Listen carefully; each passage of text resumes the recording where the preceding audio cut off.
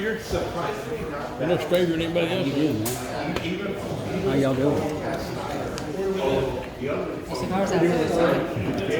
Can you believe it? Son.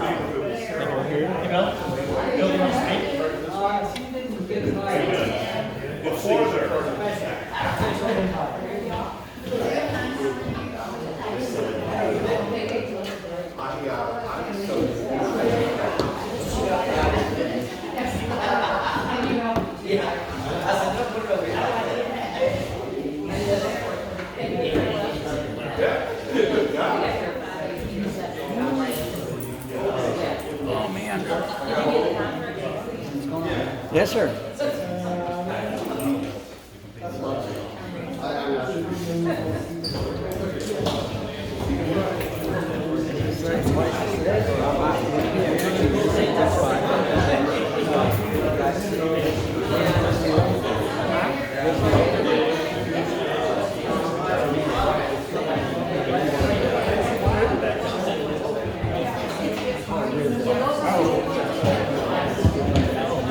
She knew I was an assistant.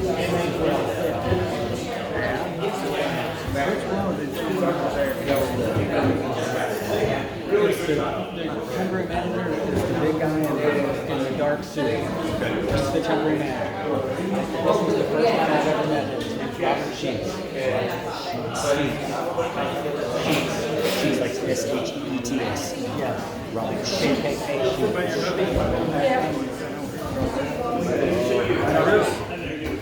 Sick. 14 yourself over there. Well, the problem is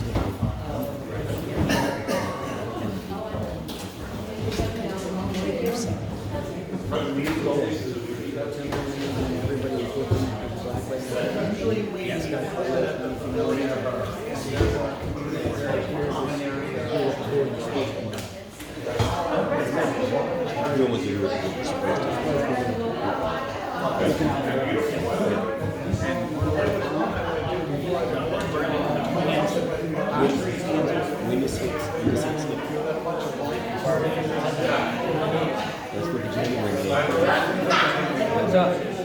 Hey, get looked up your face, man.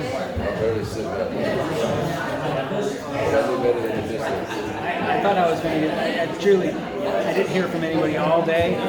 Hey, sent some email at the last minute and said, can you print this out? I went up there and get it printed like 2 sheets.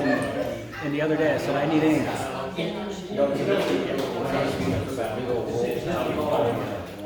What do you got?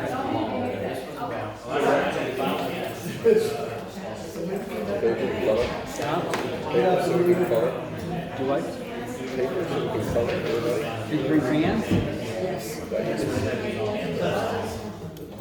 It's red.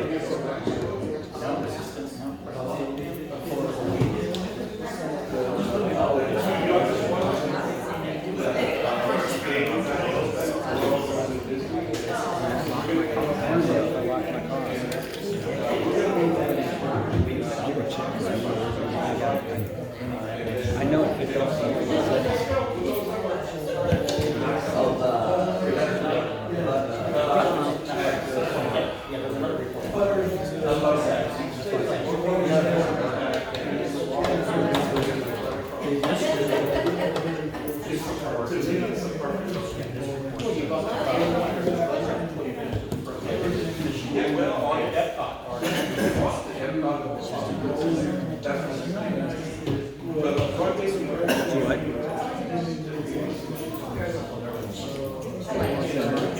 This is just legitimate.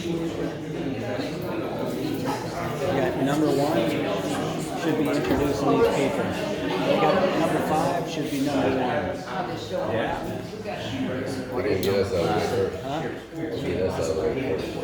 No. Number 1 and 5 introduce these people should have been number 1. Yeah.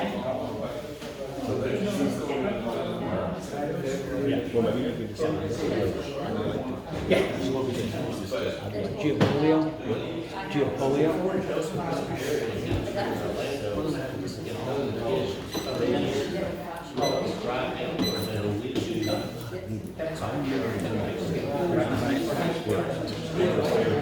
You're here for Hey,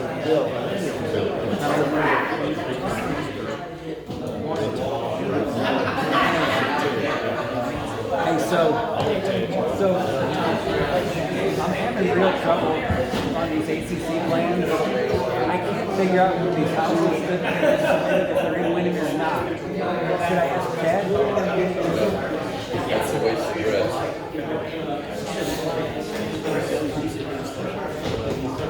I think I'm going to say something. We are about to start. Does anyone else want to sign up to speak? You know it. Did you put it all agenda items? Because you might want to. All right, good evening. I'd like to call the meeting to order. It's not 6 o'clock. At 6 o'clock. So to start out, we have a special guest with us tonight from Answer, and some of them come from Florida, others live locally. We have Lenita Bates, and you are local, correct? In Austin? Yep, in Austin. Okay, right. And Robert Sheets. Sorry? Orlando, Florida, right, so you know Florida. And Carlos Rubenstein. And Alex Maklev, I believe. Okay, Alex, I met you just moments ago. Okay. We'll give them an opportunity to speak a little bit more later, tell you a little more about their background, but I did want you to know who's here, so that as we go, you'll be able to better participate anyway. All right, so at this point, we need to establish a quorum. So Brian Garceau is here. Jeff Walker. Okay, I declare a quorum.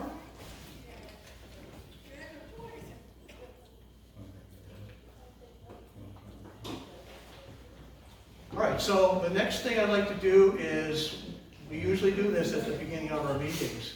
You can see we have 3 board members out of a docket of 5 that generally should be available for our water company. Is there anyone else who would like to join the board? Essentially, we're in a period where you don't have to run for office. You can be appointed and serve out the remainder of whomever's term that you take. Any takers? Okay, thank you. All right, then at this point, we... Mark, what do you want to say? What part of this do you play? What part do you play in tonight?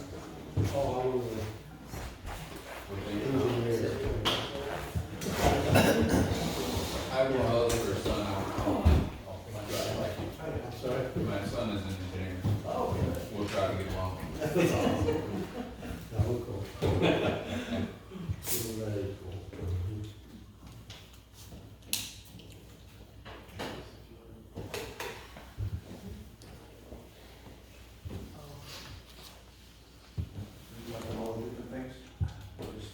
There's an opportunity to speak to any of them.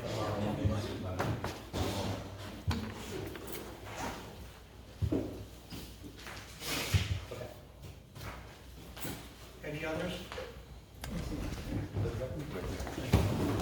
Right, so at this point, we are going to take up to 3 minutes for anyone who would like to speak to anything that is not on the agenda. And I'm going to go down through the list of people that have signed up for that. All right. Bobby D. My name's still Bobby D, and I was wanting to find out if the fire hydrants work. We had 2 of them in the subdivision, and for the last number of months, it's always something we're working on, unless the answer is yes, they're all in working order. So, because I've been here a number of years, and I've seen 4 houses, maybe 5, burned to the ground, 8 condos burned to the ground, and those are fires. It would also be pretty hazardous if there was a grass fire that could spread, and then just, it's kind of important. And there was a pipeline built along the side of Exeter. That's the street that you drive in on. And I was wondering if anybody knows for sure if that was put in, if it was all permitted, and if it was overseen when it was put in, so we know if there's any leaks in that pipeline. Because the last gentleman that ran our water department, George Burris, he was supposed to be over it, but I don't know, and I don't know if the people were qualified to put it in. The ones that put it in were I forget the gentleman's name, but he does a lot of work around here for homeowners. But that's it. The main thing was if the fire hydrants work, and also if y'all ever thought about cleaning up the back of the water department the way you do the front of the water department, because that's pretty overgrown, and it is a fence that the back is on Bedford. Thank you. Thanks, Bob.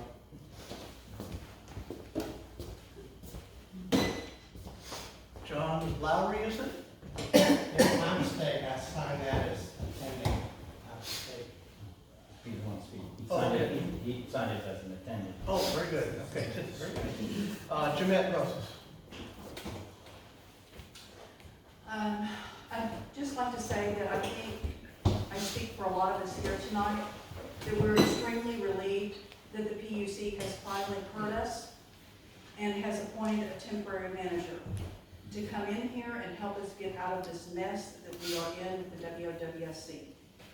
We are very pleased that you're here tonight to hear how a lot of us feel about the current situation with the past and the present board that has gotten us into.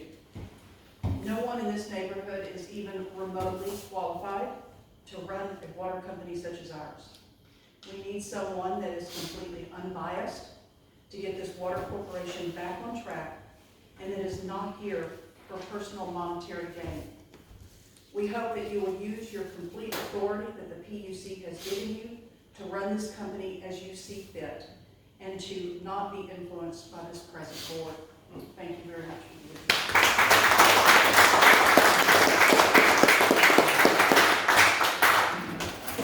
Thank you, Jeanette. I'm unable to read. Billingsley, I think. Oh, very good. Mr. Billingsley.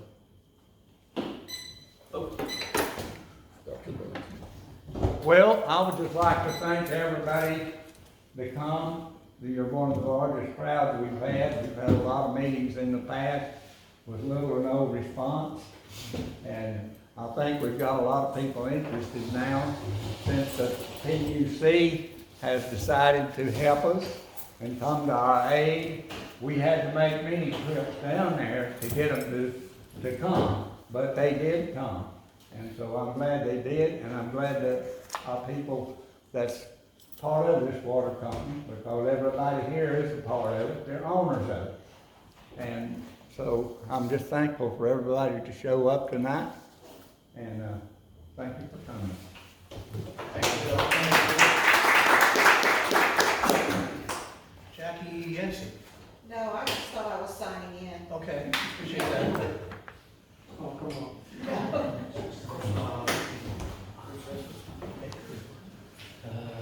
Bill Baker. Baker? Oh, I was signing in, but I will follow up on a point. I'm a Billy's nephew, and I've been coming to these on and off, and something that concerns me is what you brought up. Is it's interesting that there's been all these houses that have burned down. There's an extreme risk for wildfire in the area, but the pipeline was extended and a new water hydrant placed to a new subdivision. And all the people that live in the community, y'all are all paying higher fire insurance rates and have been paying for years and years and years. But magically a pipe can be extended and a hydrant to a new development without taking care of the existing property owners. So not only have the houses burned down and the wildfire risk, y'all all been paying every month at higher fire insurance rates because they rate it per the area, per the risk, and the fact that there's no way for a pumper truck to hook up and put your fire out. Thank you. It's no fun for people. All right, thank you, Bill. Candy, Funker. I wanted to thank you all for coming. You probably don't know this, but there's a group of 10, 12, 15 of us that have been going down to the PUC for, I don't know, 2 years now, begging for help. Anyway, but I wanted to go over this. I'm not quite sure y'all understand the depth of what's happening here, so I'm just going to read this. I came here to talk to the temporary managers, since this board doesn't really care about us. They purport to serve us, but they don't. With Jeff Walker at the helm, under his leadership, the board has not only neglected critical infrastructure, as you now know, but also completely abandoned their fiduciary duties. And I believe all this is intentional. Jeff Walker campaigned on exactly the opposite of his current actions. He promised all of us he was going to turn this around and not do what the former board did. Nothing. First, they have failed to elect a president, secretary, treasurer. It was on the agenda, 8 months ago, and never to be heard of again. And by the way, I'd like to know who's handling the checkbook and who's writing the checks, because we've asked them and they sit up there and say they don't know. You know, for years, you'd have the treasurer do the treasury report at every meeting. That doesn't happen anymore. Second, I wanted to talk about the minutes. For the past 20 months, they've managed to produce one set of minutes. The bylaws explicitly mandate written meeting minutes, which should be taken at each meeting by the secretary treasurer and approved at the next meeting. This isn't optional. It's their legal obligation to keep written, recorded minutes. They have one set in 20 months. Then I'd like to talk about Director Brian Garceau. As you can see his cameras here. He's earned the nickname the Marxist for his viewpoint discrimination at meetings and his disdain for our free speech. We speak, he shuts us down. Unacceptable. He decided to set up his own YouTube channel to post meeting videos, all without a board vote or any oversight. He's the sole controller of the channel, and as expected, many of his videos, his camera craps out, or so he says. I think he shuts it off, but anyway, I'll get to it. The last guy, Joe Jimenez, who did 4 years of this and got us really in the terrible financial condition we're in, he had a channel set up too. And when he left the board, everything went with him, gone. They had him on the website, the WOWSC website. Now when you look under it, it says this is gone. That's not how this works. Those are permanent records of the corporation. And since they refused to appoint a treasurer, there is no treasury report, none, zero. This means the members are completely in the dark about how our money's being spent. I think it was the last meeting, somebody said, well, on the website it says April. Oh, we'll try to do better. 4 or 5 months behind, that doesn't work. That doesn't work for anybody. And like I said, I believe this is all intentional. That's just my opinion. Jeff ran on transparency. We have nothing. Zilch. Transparency is an afterthought, if a thought at all. And then the one thing that I wanted to bring up, give me this. What they see, they're keen on is offloading our million dollar airport property. They have had it on the agenda 3 times. Sell. We got to sell. And all 3 times, all the contracts, everything to do with it magically disappeared. In fact, I got this right here. I brought a copy for y'all. You might have seen it, and now they're getting the AG to fight to keep this information from us. They filed that on the 13th. They don't have money to fix anything, but they have money for the attorneys to do this to us. It is all kinds of wrong, and hence how we got it. Thank you. Thank you.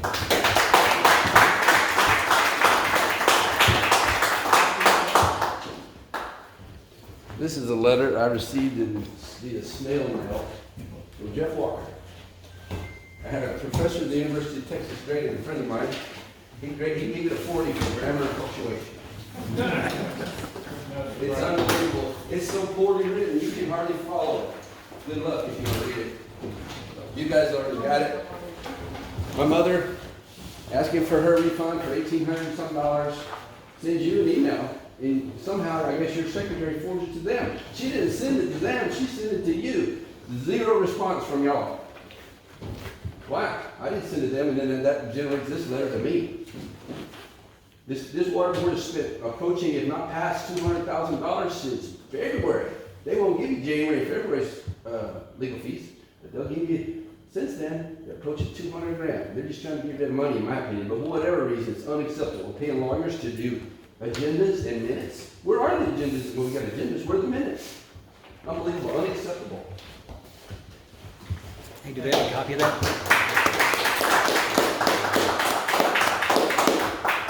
Tom Nelson, I'll pass. pass, thank you. Ted Blackburn? Just signed in, Oh, okay. Mark Carpenter.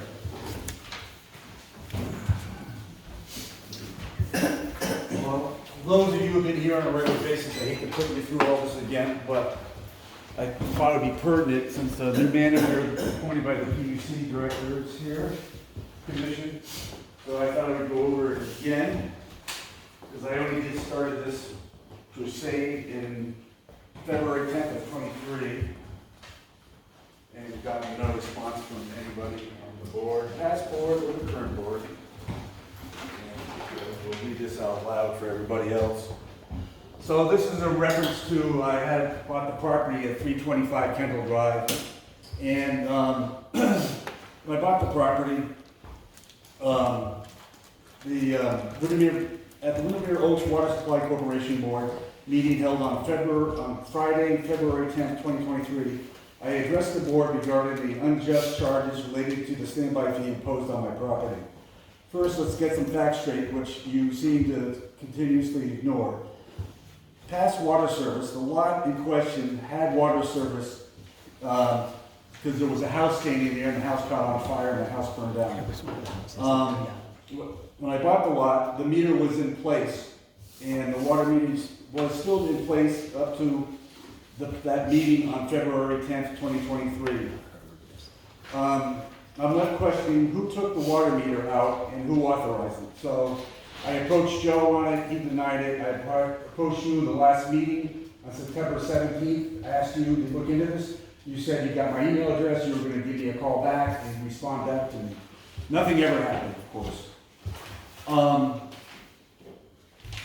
About the tariffs, I guess I won't go into that, but I believe the tariffs are specified according to our tariff. The standby fee is defined as a monthly charge assessed on each lot within any subdivision in the corporation's lawful service area, where a real estate covenant, deed, restricted, or other agreement in the landowner's chain of title creates an obligation to pay monthly fees pending the initiation and actual water use and/or sewer service. So let's be clear, this property already had intention and had water service and sewer service. It is not only limited to service, but also paid equity by buy-in fees, and initiated references for the first time. This condition was already in place, and so I believe that my water meter was taken illegally. It hasn't been replaced, it hasn't been reinstalled, and I want to know when the board's going to do that. And my understanding is that you already spent some money on legal fees, getting advice on this, and obviously it's not on your agenda to talk about, so obviously you really don't care. Thank you.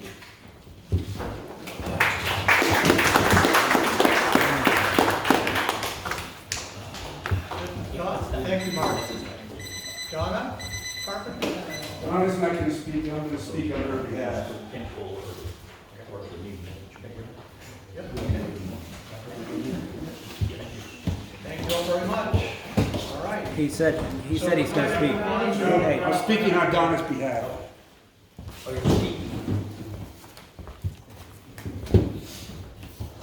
Mark, before you begin, we'll let this go this time. Next time, if Donna wants to speak, she's welcome to speak. there's the Marxist. That's right. I knew you'd do it. How generous Can't help it. We are. You can't help it. You can't help it. You can't help it. You can't help it.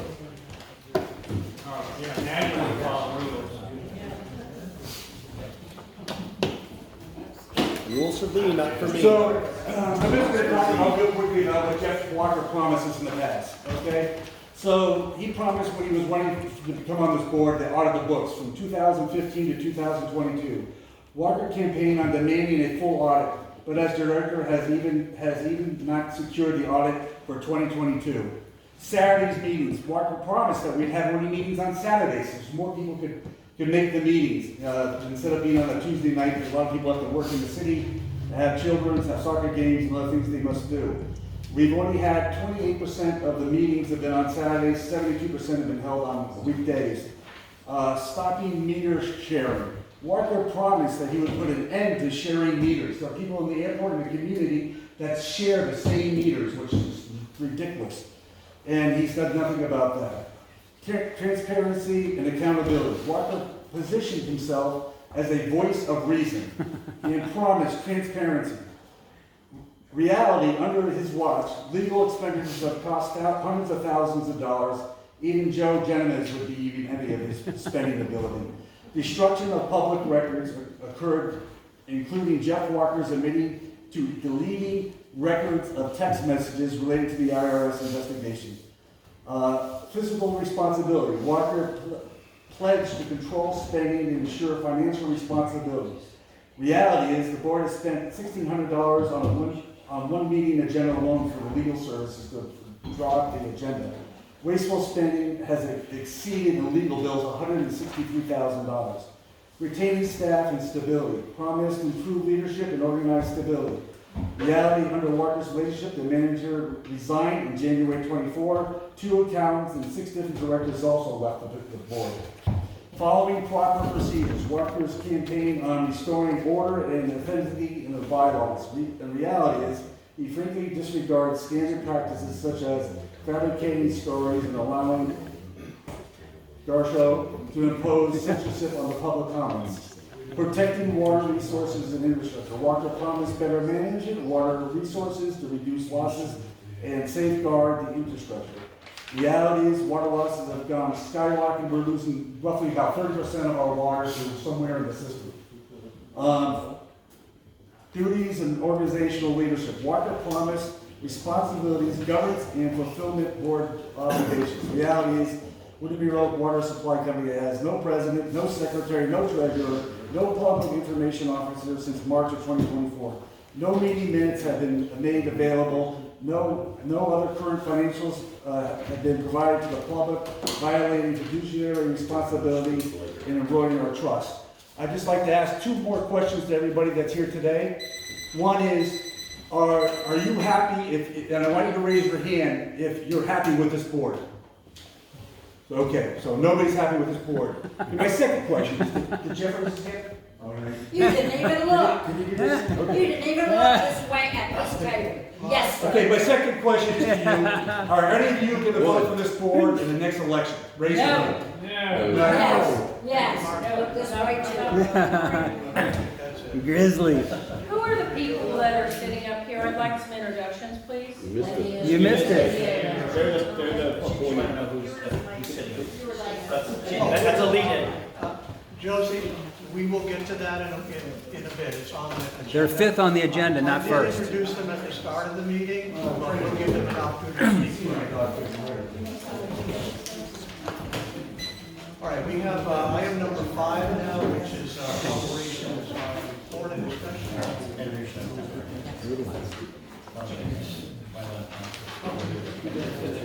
Right, so earlier at the start of the meeting, if I could have a little order here.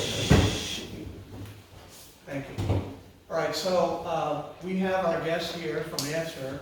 I'm going to have them introduce themselves.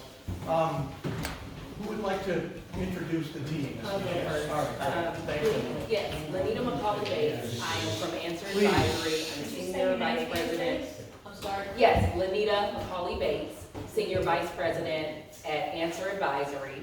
We were appointed as temporary manager for Windermere. Now, we've heard you, we've listened to you, we understand your concerns. We've been working with the PUC, we've been talking to the members, we've been talking to the board, trying to get a grasp on what is going on here. This right now is the due diligence part of this. We haven't been here a month, okay? So we're doing due diligence. I know one gentleman stood up and said, I wrote this and it went here and it went there. We're not interrupting flow at this point in time. We have to investigate flow and see how things are going, where the issues are. where the bones are buried, and things of that manner. So in order to get change, you have to look and see what is being done and where change is needed. Now again, my name is Lenita, and we have other members of our team here, and I would like them to introduce themselves. Robert? Hi, I'm Robert Sheets. I'm with Answer. Born and raised here in Texas, but I do live in Florida now, so don't hold that too much against me. We're here, for lack of a better term, this is a shotgun marriage. We were not invited in.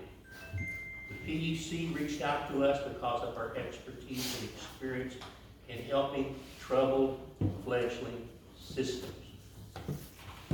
You're not fledgling, but you've got some problems. You've got some challenges. This was not a request. This was an order filed by the PUC. We're here with some very specific instructions by the PUC, some very specific expectations. That being said, I have spent my entire professional career. Some people would say I got all this gray hair from 4 children, but I got this gray hair from about 200 local government clients. We run systems all over the Southeast, ranging from 25,000 customers to a lift station in a cornfield behind Denny's restaurant serving 30 customers. And we probably got far more of those than we do the 20,000 customers. The expectations are always, I want clean water, I want it when I need it, I want it to be reasonable, and I want to know why things are not working the way they are. Basically, those are all the questions you ask. What we're going to make sure we do is we're going to have to make some tough decisions. I joke with everybody, at the end of the day, we're probably doing our job if everybody's unhappy with us. That means we're probably doing our job because we know we're going to have to do things differently than we have. That may upset some people. Quite honestly, we're not here to worry about that. We're here to follow the PUC recommendations. Y'all got a lot of compliance issues.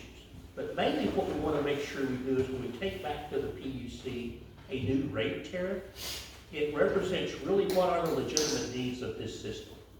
What does it need to operate? What does it need to maintain its lines, to maintain its fire hydrants? But more importantly, what does it need to make investments for future needs? What does it need for an R&R fund so in case a lightning strikes a pump, there's money to replace that? What does it mean to have the dollars in place so you have an extra bath or an extra this? That's what we're here to do in addition to the compliance issues. And we know that customers want to know what's happening. You want transparency. You want to see what actions the board is taking. You want to know why they took those. We haven't investigated the website or those things. We know that things have got to change. They've got to be different. We're going to be here for a long time. I think the agreement for the temporary manager is a year, 12 months. Yeah. The only person that can fire us is the PUC. That's the only person that can fire us. This board cannot fire us. So it means we have a certain amount of independence to do what we think is the right thing. Will we and the board probably always agree? No. Will the things we do, will everybody in the community always agree? Probably not. But you're going to know why it is what it is, and we're making those decisions. Carlos? Good afternoon, everyone. My name is Carlos Rubenstein. I was not born in Texas, but I got here when I was 10 years old. Like that bumper sticker, I got here as quickly as I could. I grew up in the Rio Grande Valley, and I've been in public service almost all my life. Some of you I met during the PUC hearing. I was the one that testified before the PUC commissioners on how we viewed the role of the temporary manager. That is informed by a couple of things that I've done in the past. I've served as city manager for the city of Brownsville. I understand the expectation of communities on, like Robert said, the delivery of service that's predictable, reliable, and the transparency that needs to come with it. More importantly, I served in various capacities at the TCEQ and at the Water Development Board. When critical to what concerns that you all have, When I served in the TCEQ, I ultimately served as commissioner. I was appointed by Governor Perry. The issues that the PUC regulates today, the appointment of temporary managers, rate setting, CCN issues, all those actually resided at the TCEQ when I was a commissioner. I appointed temporary managers, I along with the other two commissioners. I, along with the other two commissioners, issued emergency orders. We denied some rate elements because they were not just and reasonable. We did uphold some rates because they were just and reasonable. I have always told folks that the hardest decisions that we had to make when I was at the TCEQ were on rate disputes. I mean, and compare everything else that we have to do compared to the environment, that to me was the toughest because it goes back to what Robert said. The difference and the divergence of expectations are wide. I retired from the state having served as chairman of the Water Development Board.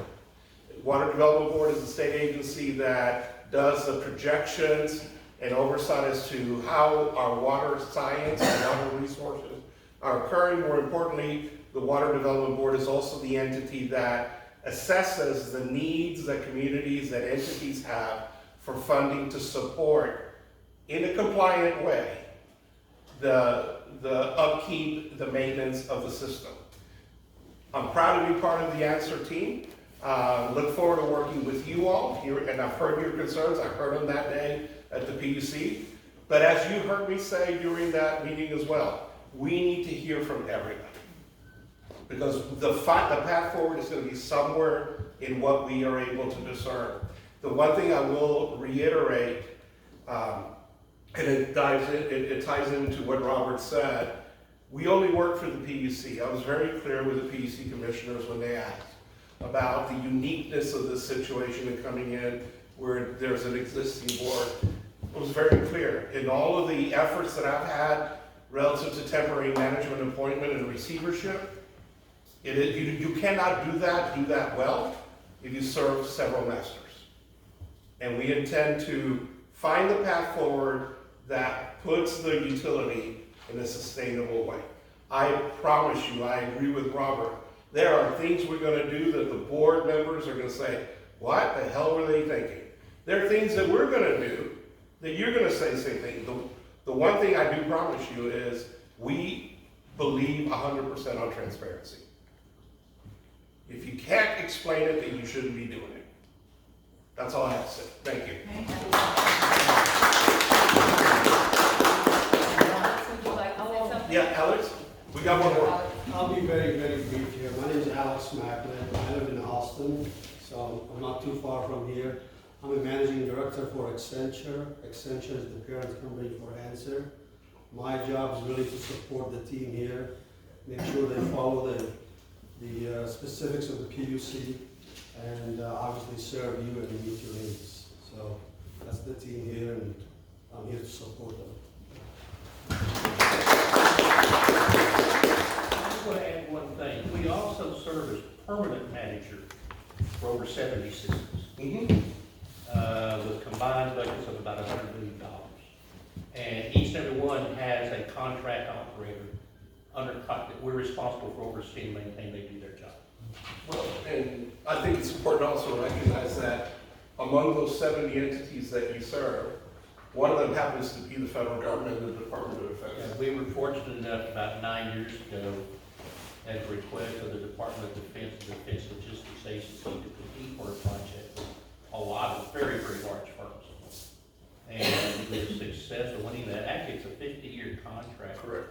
To own and operate all of the utility assets at MacDill Air Force Base in Tampa, which is a location for Southern Command. That's where you see all these drone stuff happening in the Middle East. That's where the pilots are located. So we're very proud of that.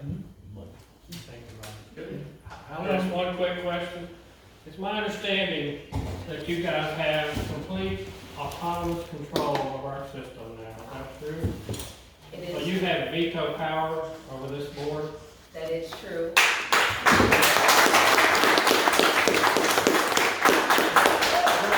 I want this recorded for prosperity. I want a record of this. I think there's another question. My name is Josie Fuller, and I'm one of the representatives for the rate case.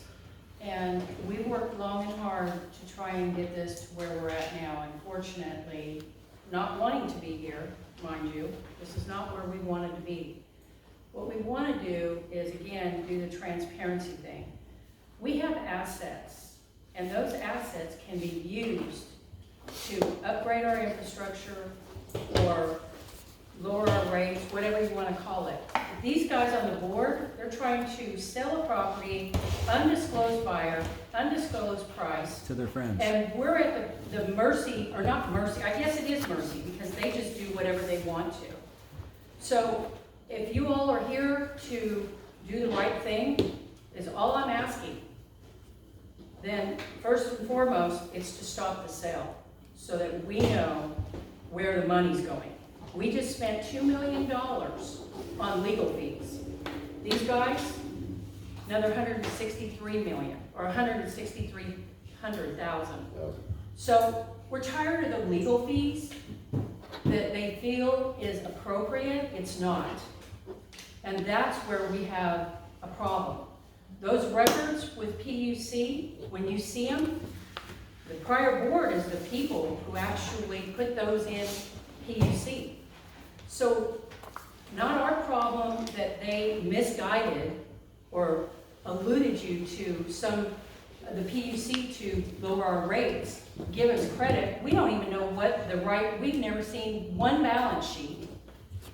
I think that they tried to make it up as far as I'm concerned, because when I saw it, I was dumbfounded. There was lots of things missing. So all I'm asking is transparency and to help us get to a point where we're not spending money on legal fees. Let me respond quickly. We will exceed whatever the requirements are. Because, for example, an appropriate tariff has got to be based on a well-developed budget. Understood. For both operating and capital costs. We will have at least 2 public hearings on just the budget. And we'll put it on the website, and we'll do whatever we can to make sure you as a customer can understand it as much as you choose to want to understand it. You'll understand why these numbers are what they are, why is the capital investment, why we're set aside 10% of operating revenue for R&R. All these things we laid out in that budget. And then the rate structure we'll also look at. Does the rate structure need to be tweaked? We don't know that yet.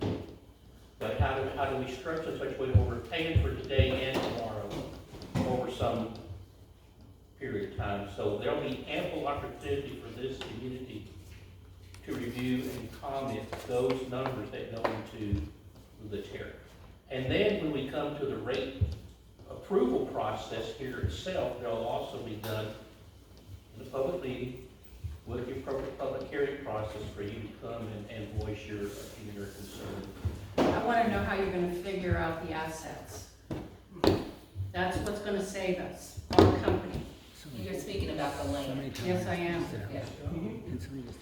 Okay, so we have a couple of members that came in a little later, all right? Marvin's one, looks like he wants to speak. Josie has just spoken. I'm gonna add Josie's name and Marvin's name, because I'm a Marxist and I like to do things in order. And the gentleman in the back. Mark, did you sign in? No. He's the good Mark. Sometimes. All right, so I'm going to add that to the rotation. And what I'd like to do right now, just a second, Marvin. Sure. Make notes Um, of this. So before He's got a we soft talk spot about for each it. one of these items on the agenda, we open the floor so that people can talk to that item, right? Now, only one person really signed up in that manner. But going forward, when you sign in, the idea is to check the box if you want to talk about general items not on the agenda. And then if you want to talk about something on the agenda, to tell us what that is. Otherwise, the alternative is I have to ask every person whether they want to talk about it. Not very efficient. Again, Marxist. All right, so let's go from the top. Marvin, sorry, we'll get you at the end, though, if that's okay? I suggest that when people walk in, you just sit up there and ask them so it's clear. It was right there, I'm so sorry, there's so much stuff. I know, but transparency and clarity. This is the attendance. Would you like to speak on these items, or would you like to speak in general? Thank you. Thank you very much, and Thank you, Bill. I just worked to accommodate folks there. You did, appreciate that. No, but We'll leave another one over there. Okay, so it's item number 5, operations. Before we talk about that, is there anyone, let's see, let me just go down through the list. Bobby, would you like to speak to this? No, I wrote down what I wanted to speak about. Thank you very much. And, how long is your contract? We're mumbling then. It's a year. 12 months. It's a year. 1 year. 12 months.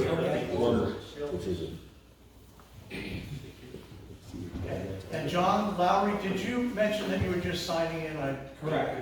Thank you. Jeanette? Thank you. Okay, Bill Billingsley?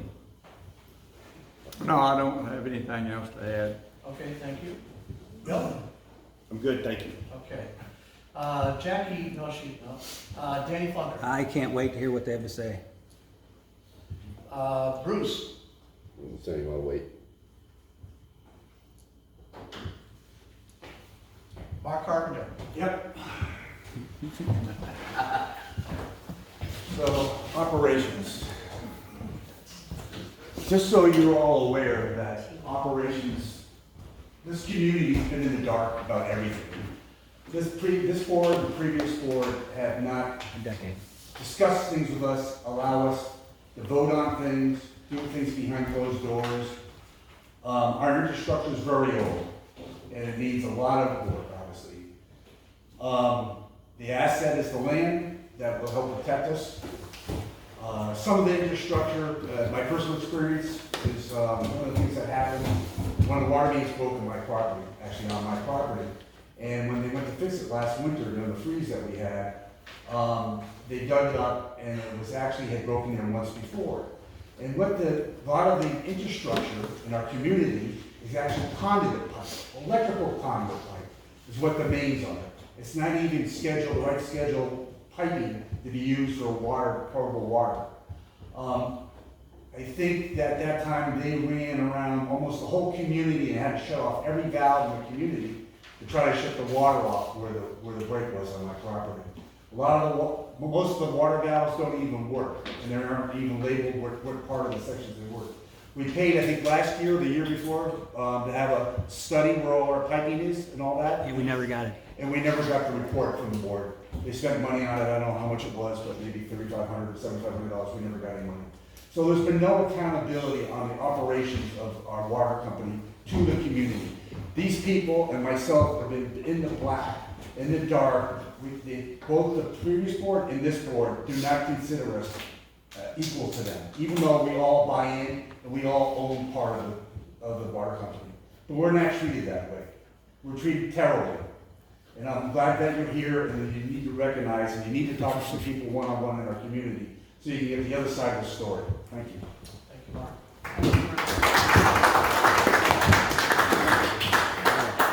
All right, Mark McDonald. How she passes. Mark. Marvin. Marvin. No, I have no question on that. Go ahead, Marvin. Oh, okay. I'm Marvin Lewis. I think most of the folks know me here, and I apologize for being late. I could blame it on my wife, but she's not here, so I could, but I will. Thank you guys for being here. I'm glad you're here. Sir, do you live in Austin, or you live in this neighborhood? I live in Brushy Creek. Great. Will you be spending a large amount of your time, or do you have more than one job to do for Answer? Yes, I do, but I will be supporting Lanita in this effort. Oh, I'm sorry. Yeah. I thought you worked for her, not her for you. I work for her. That's what I thought. That's Okay, what I mean. great. Thank you very much. Yes, I will be supporting her. Okay, great. You said something about clean water. I don't know if everybody would agree with me, but I think we have clean water. Good. I don't think that that's our problem, but if somebody doesn't think so, they can speak up. I think our problem is, as so many people have said, with how it's run. And I'm glad I'm very glad to see that you have that experience, and I'm glad that both of you will spend a lot of time with us. But I would think as far as operations, they're pretty consistent from year to year to year. You can look at history, what the costs have been, you can look at the budget, and that's not the problem I don't think that we have here. I think you've heard about the problems that all these folks have, including me. And I was on the board for 4 years, a long time ago, but things were simpler there than they are now, that's for sure. You're gonna hear about audits of a fiscal year that's now 2 years in the past. Don't ask me why. You're gonna hear about an operations audit. I don't even know what that means, but I'm sure that you guys will be on that. But you know, those are some things that you ought to consider. If you have you talked with Corex already? You should talk with Corex. They were the previous operating folks. You ought to talk with them. Have you talked with George Burris? Do you know the name? Have you talked with George? Okay. I hired George many years ago. Some people don't think George did a good job. I think he did. You ought to talk to him and find out what he did, what his thoughts are. Maybe audit his bank account program in Mexico. There you go. I said maybe audit his bank account. He's in Belize. He moved to Belize. He moved to Belize. Well, good for him. I'm glad. I'm glad he's away from you, sir. Thank you. Get it, Marvin. Quick comment on that, thank you for. Can I just rebuttal one thing what he said, please? Yeah, clean water. We don't know what the condition of the water is. Right. Right? We have no idea. Right. And we need you to find that out for us. So we can get an accurate report. Right. So if our water is safe actually to drink or not. And I kind of doubt it because our lake, our water comes from the lake obviously, and the lake's very low. And the All equipment right. that we have running our Let's get plant is very old and outdated and probably hasn't been improved. We got these people here, man. We've had no money going forward to what's gonna take to fix our infrastructure. All right, sit Which down, I'm sure is in the millions and millions of dollars. And that's Thank what I you. wanted to speak on. We have to evaluate the quantity and the quality of the water. Yes. Right. So that's part of the whole evaluation. So that does cost capital, right? We don't know what that is at this time, but we have to look at that. But we appreciate your time. Thank you. Thank you, that's the end of the list. Your report, sir.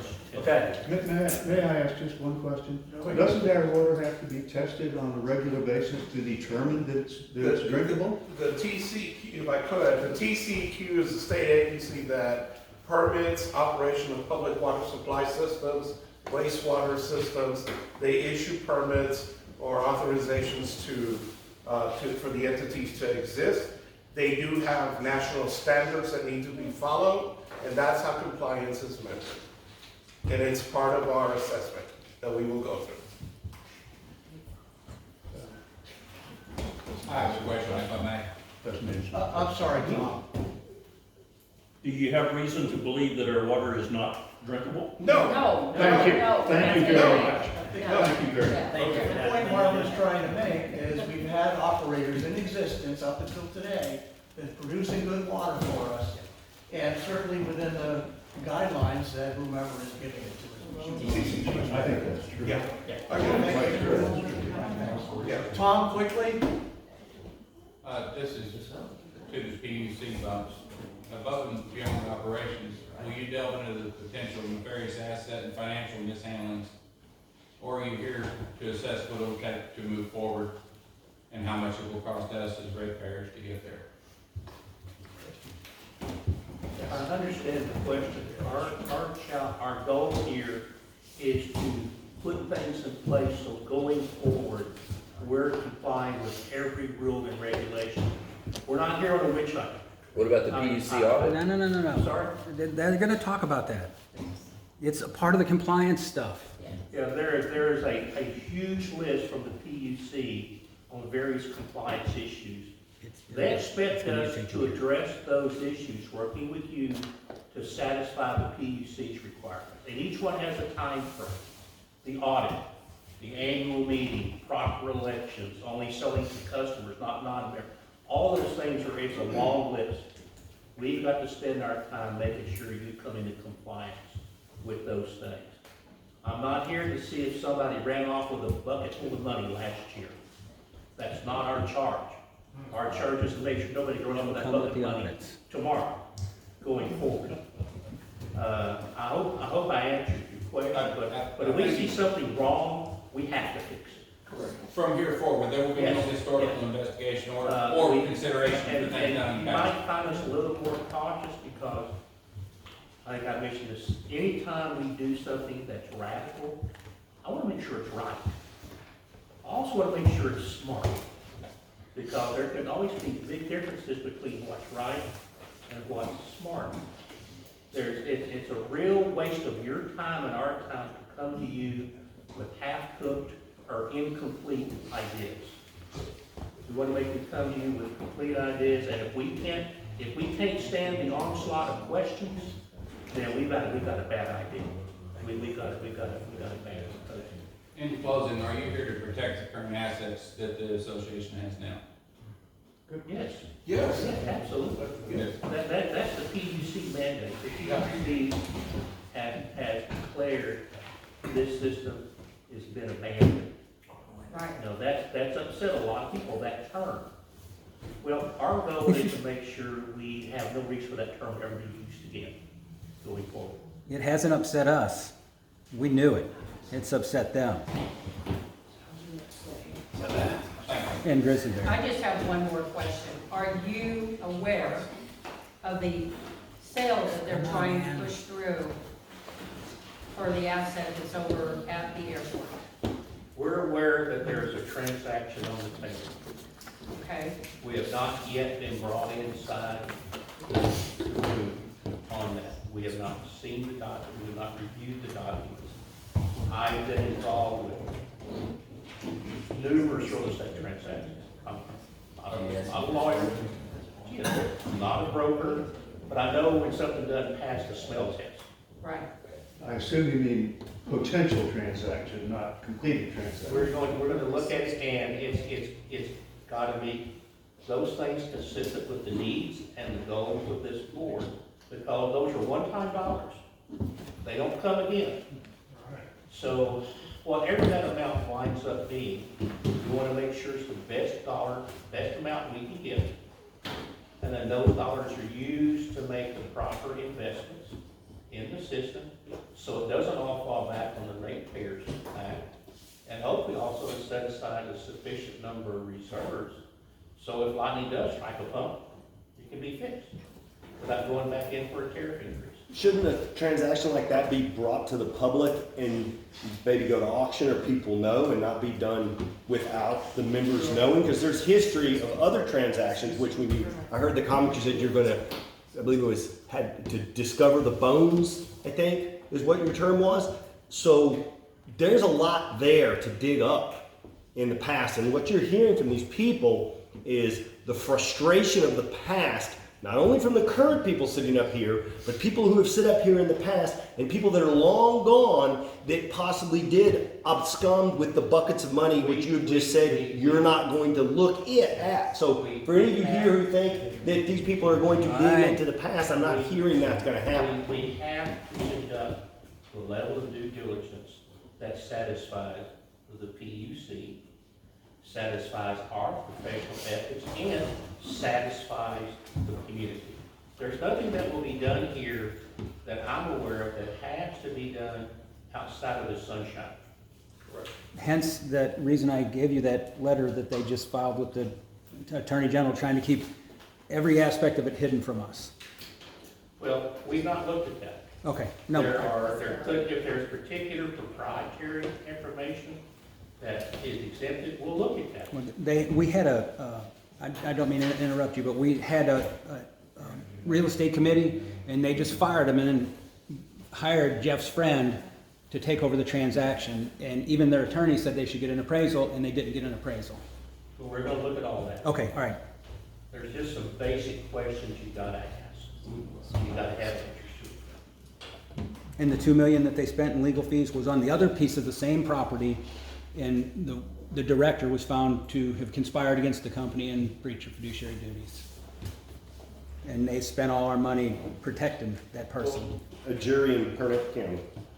What we don't wanna have happen is whatever the price is for the sale of those assets, or those assets all have to be used to pay off lawyers and taxes. Would that be a shame? That's not gonna happen under our watch, okay? Thank you. Thank you.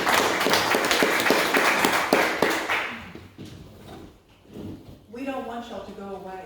No, we don't. You don't We want need y'all, we don't want y'all to go away, don't give up. We're asking the hard questions because we've been saddled with this for almost 5 years. More than that. So we're just trying to 9. get Actually, it's the 9-year people anniversary who have today. integrity I and don't values. blame you, sleepy. We're here to help this board do the best job they can. Good luck with We're that. here to help this board do the best job they can. But I don't want you to think that we're somehow here, the enemy of the board. We're not. Well, I heard this man over here tell us that he actually has been in a transaction where he's had to fire the whole board and actually replace them. That is a receivership, that is a step beyond a temporary manager. You did hear correctly. It was the La Jolla Water Supply Corporation, it was my case in the Rio Grande Valley. That went to receivership. That is way above where we are right now. Okay, What if this takes longer than a year? what was that? I didn't hear. Y'all said you're only here for a year. What if it They takes can longer than a renew year? it. They can extend our it. contract. They can extend it. They can extend it. Y'all buy houses, close, you got a lot to do.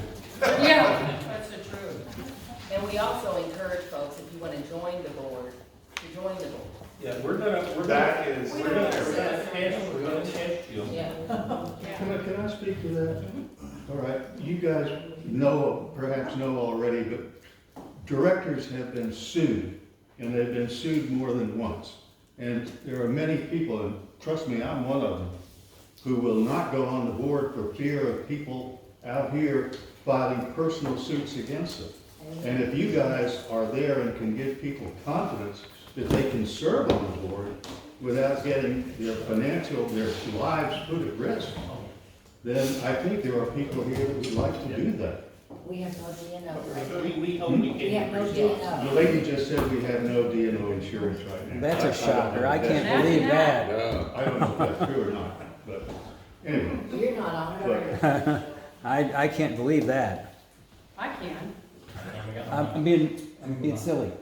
All right, so, thanks, we're gonna try and get control of this meeting. Okay. So, right now, we're gonna hear Jeff's operations report. Okay, this, Marvin, and every time that we have a meeting, I get the operation report the night before.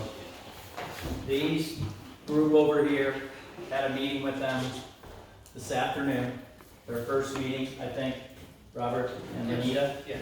The first meeting with the team at AWR. They went through basically what's on this, which I will publish on the website. By the way, all the operation reports are on the website. All the financials are on the website. People need to go there and look at all of them. Balance sheets, general ledgers, and so on. I just conferred that with Brian. They've been up there for a while. We do have some challenges getting them published on there.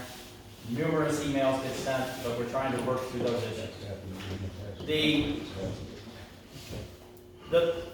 What's really heartbreaking in this operation report is AWR gave us a termination notice. They'll be leaving our water system in 60 days. And I spoke with them about what the issues are. They have about what the issues are. Mainly it's because if you look on the first page of the report, we owe them a whole lot of money that we don't have. We just don't have, we're just not generating the water sales that we anticipated at the rate. And it is, you guys can, The lawyers did it. Yeah, right. Lawyers aren't spending it.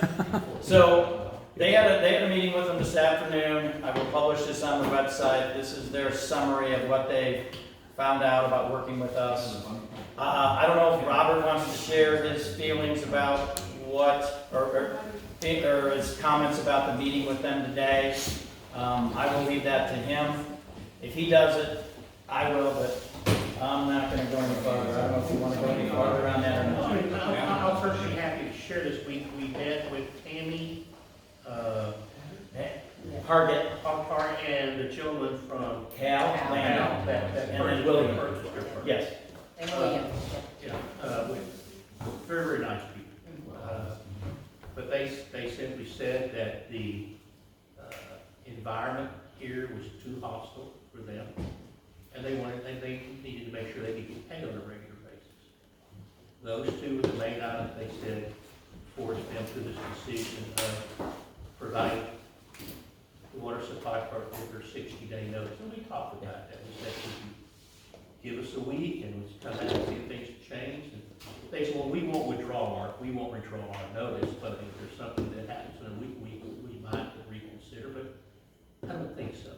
They just got bought by a different company that doesn't have that history with you. They see this more in a true dollar and cents way. And I'm not speaking, this is my own opinion, right there. We've already talked to a couple of firms, other contract operations firms that we work with. We know, have got a tremendous amount of experience with small systems. They're located in Texas, so probably within 2 days, we'll be talking to them. And I think I know the one we're gonna lean on to have them start working with AWR to get the information, the systems, understanding they need to take over in that 60-day time frame. So, this report will be published on the website, but that was the big highlight from it. They had a lot of good people in their organization. Several of them have been with us for almost 20 years. There's another gentleman who's been with them for 10 years, so they bring in tremendous knowledge about that. In regards to the operation audit, because of this coming out, they were going to give a little bit of feedback on operation audit, but I think that's one of the tasks that we have on, I'm gonna put it, Carlos, on your plate, is to do an operation audit, and that is a full audit of what all of our systems are. Complete inventory, going to Josie's point about assets. What do we have in the plant? What do we physically have? Where are all of our pipes in the ground? Where are they? Yeah, we have maps that are old and nobody spent the time to update them and so on. We know what the physical plant looks like. We know the components of it. What does it need? How do we sustain 1 year, 3 year, and 5 year? That's what the intent of the original operational audit that was brought forth in the summer of, I think it was 2023 as a matter of fact. And they're not cheap to do. They are costly. They're roughly, AWR quoted it at $30,000, and that was almost a year ago. So it's going to cost money to get that operational audit done, and Carlos can attest to that. If I could check, Sure. that did come up during the hearing.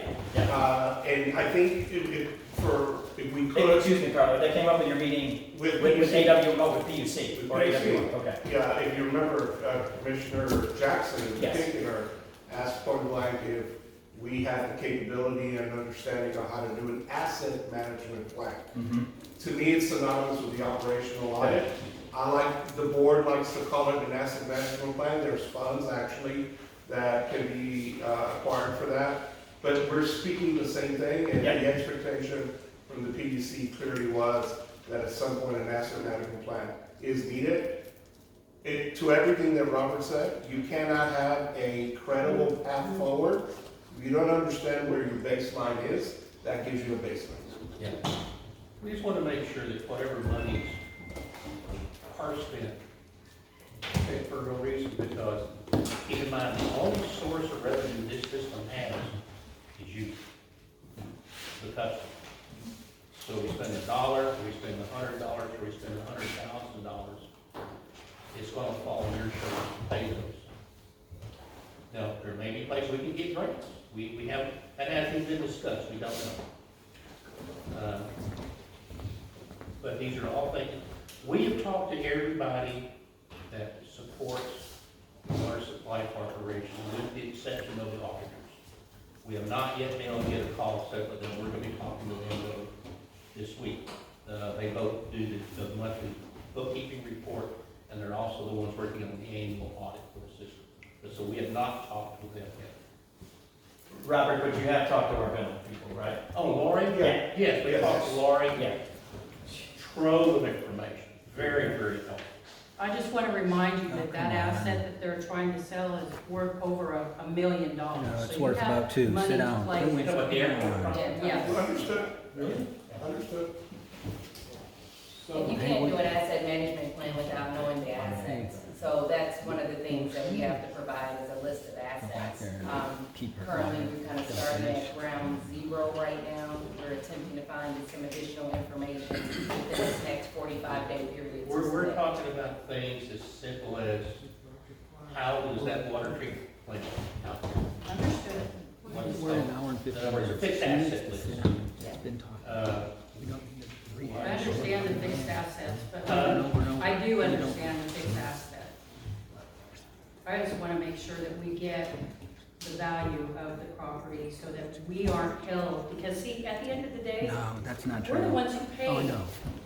for their mishaps, for their issues, for their legal spending. That's where we're at. That's why we're so upset, because they just do whatever they want to, like sell this asset before you guys even These join books have never up. been audited. And we're trying to find out who, what, or where. We had a proposal from Jeff and this board that said, well, they brought 3 options over. Now get this, they brought 3 options over, this buyer. He said, we'll give you $1 million if you sign You today. do it today. We'll give you $800 if you sign in 30 days, and $600 if you sign in 90 days. Now, to me, that in itself should speak volumes. Josie, we could, thank you. And to what Josie just said, I requested that documentation and wasn't given any of that either. Okay, thank you all very much. We're moving on to number 6 now, petition to PUC requesting to pause refunds and surcharges ordered in docket number 56272, 50788. So, again, we'll go through the list and see if anybody would like to speak to this. Bobby D. I don't know really what all that is, but other than that, are we supposed, on our bill, are we supposed to pay 2 of these surcharges? Or 1 of the surcharges? Is that what you're talking about? If not, I don't care. It's a really good topic, a little out of order. Can we put it at the end and possibly address that? We'll get it. You want me to speak to this? Real quick? Yeah. What was brought up in several meetings with the answer team, with the legal team, with the board, was a petition to the PUC to suspend the refund program.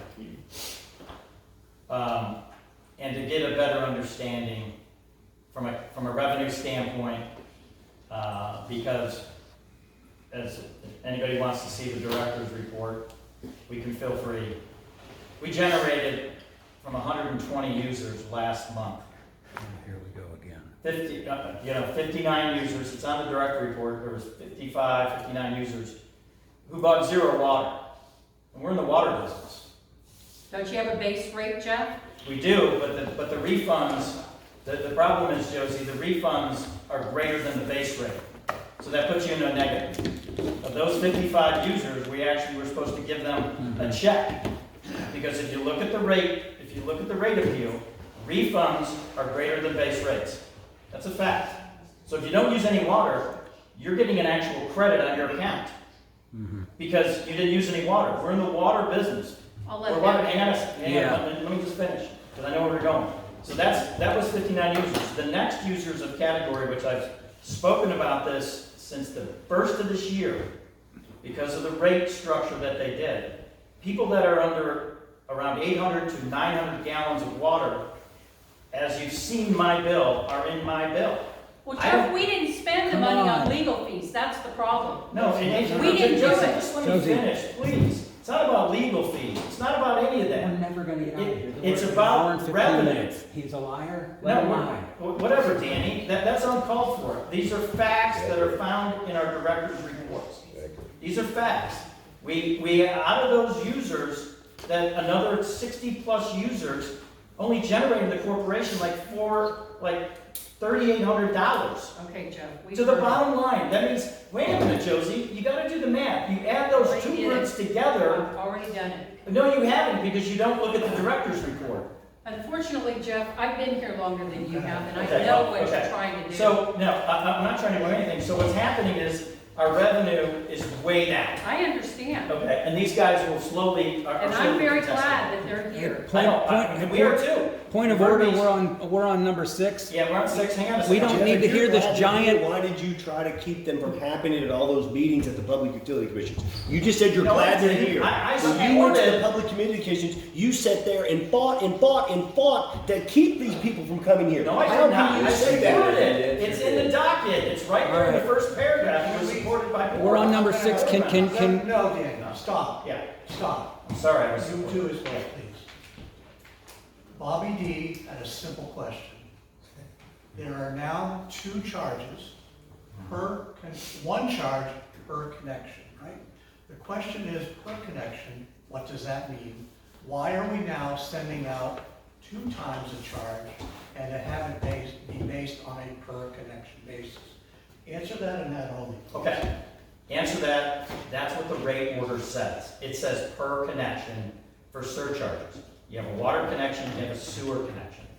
We brought this forth, it was actually brought forth by a member, that our surcharges and we know about the refund program, we all know about that. That we don't, we have members that have left the community that we haven't been able to sustain or give money back, or give their money back to. As far as on the surcharges, yeah, exactly. Hence my memo that I sent them, right? You give it all to I lawyers. suspended. Could you spit it all on No, lawyers? it's not, I'm sorry, but, so, as far as surcharges, you look at the order, it says per connection. We were doing it wrong. We were doing it wrong. It should be per connection, per sewer, per water. If you look at the consistency in the answer, or the order for the temporary manager, it says per connection, per sewer, per water, which you will be seeing on your bill as a per connection, 12 for water, 12 for sewer. So you'll start to see those. So everything is per connection based, because we have some of our users that are only sewer based, there's only some that are water based. So to answer Bobby D's question, we're following the order. We also sent this up to the PUC and asked for clarification. That document is on the website. You can find it. And the PUC got back, they did not respond, but they supported us. We were in a meeting this last week with our building clerk, and I do believe you guys were on there. That was asked with the PUC staff, and I'm gonna ask, what did they say about the per connection charges? Did they refer to anything? Because I did talk to our building clerk about it. It was based on a per connection charge. Is that valid or not valid? Important point. What? Important point. Yes, Yeah. but what we have come here, and the reason why it's on the agenda, is that we're seeking to pause Yes. the refunds and the surcharges that were done for the collection of $478,000 until we can audit Right. both of those items. Yes. And make sure that refunds are going to the correct folks. That's it. Thank you. And ensuring that surcharges are being done appropriately. Yes. So that's why this has been placed on. So the petition is with the PUC is to suspend them both programs until you guys get a chance to audit it and figure it out. Correct. Thank you. That's what's on the I'm agenda. going to make one statement, and then we're going to move back to the list and get comments, okay? When you figure it out, will we still owe what we didn't pay? It just paused. It's suspended, yes, yes. Yeah, so to answer your question, if we suspend for 3 months, the program will continue after the 45-day period for additional 3 months. Yes, Starting as an in example. We don't know yet. We don't know when we're gonna start this. This was just brought up midweek. I think late last week. I was shocked. I was like, oh my God, they want to suspend the refunds program. Wow. Bullshit. Yay, because we can get, we need money in our coffers, and the refunds, like I said, are greater than our base rates. But if I could, to your question, sir, when it restarts, the whole purpose is to step back and make sure that it's being done. Figured out, yep, that's right. We're not here to pick sides today. I cannot tell him that the way it's been done was 100% correct or not, none of us can. We want time to assess it, right? When it restarts, it may be different than what you were paying now or the credit you were getting. We will explain why at that time. We don't have that answer today. Does it just start at zero then? I don't know where it's gonna start. There's been refunds that have been gone on for quite some time. There's been surcharges that have been collected. We need to assess, was the refund appropriate? Was the surcharge appropriate? I don't know whether that'll put us at zero. Okay. If I told you right now, I'd be lying to you, and I don't do that. Okay. This was a joint effort, by the way, by their group and PUC. Everybody recognized it. The PUC recognized it to say, well, we gotta get a handle on this because there's some things, and they brought up the surcharge issues. We've been bringing it up. You guys have been bringing it up. Members, we've got input from members, Yes. PUC, All over the place on this. they're all over the place. I trust that y'all will figure this out. Yeah. Which is one time. Yes. So to be non-transparent, we put it on the agenda to say, this is a petition that is going to be moving forward to the PUC, and it's gonna come pretty quickly. Yes. So, in the non-transparency, that's why we're talking about it today. So we just, pay it or not? What? Was I supposed to pay it or not? We'll do true ups. I mean, we do true ups in our We'll figure it out. It'll be Yes or okay. no, I don't care. It'll be okay. Yes, Bobby. I know. Yes. All right. Yeah. Thank you. Okay, well, I So paid it. now, I'm gonna make just a quick statement, and we're going to go back to the topic, okay? The PUC put us in a tight place, financial speaking, okay? This sounds like an opportunity to level set and possibly put us on a better footing. That's all I want to say there. All right, so let's see. Again, I'll mention what the topic is. Petition to the PUC requesting to pause refunds and surcharges ordered in docket number 56272, 50788. Jeanette? No. Bill Billingsley? Do I have any comment to make? Yes, sir. Any comment on that? Yes. Well, the one comment I would like to make to our gentleman over here, if you find any improprieties in your investigations, and you find where legal counsel must be called and offenses should be charged, is it possible that it could be taken out of Burnett County? Because we can't get a conviction in Burnett County, even if we get a verdict, even if we get a jury verdict of guilty. And that's why we're in this mess right now. I appreciate your question. I am not an attorney. That Well, you is a have deep- one right there, don't you? It is outside of our role as a temporary manager.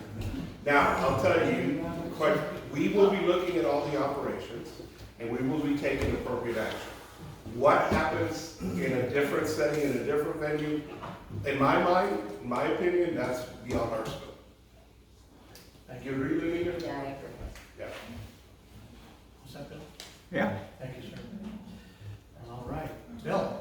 I'm good, thank you. Okay, thank you. Daniel Plunkett? I trust that they'll figure it out. Bruce Organ? Nothing? Can I take Bruce's time? I have a quick question before I have to leave. This is directed towards Lanita. Lanita, is that correct? That's correct. I'm sorry to whip a dead horse, if you will. I'm not sharp stick in here. Is it in your purview to recommend legal action when you find failure of fiduciary duty and or theft by deception for personal gain and potentially criminal and civil violations while y'all are doing what you do over the next year? You guaranteed you're gonna find both. Is there anything that y'all can do about it, or are y'all just concerned about getting us clean water so we can take a shower?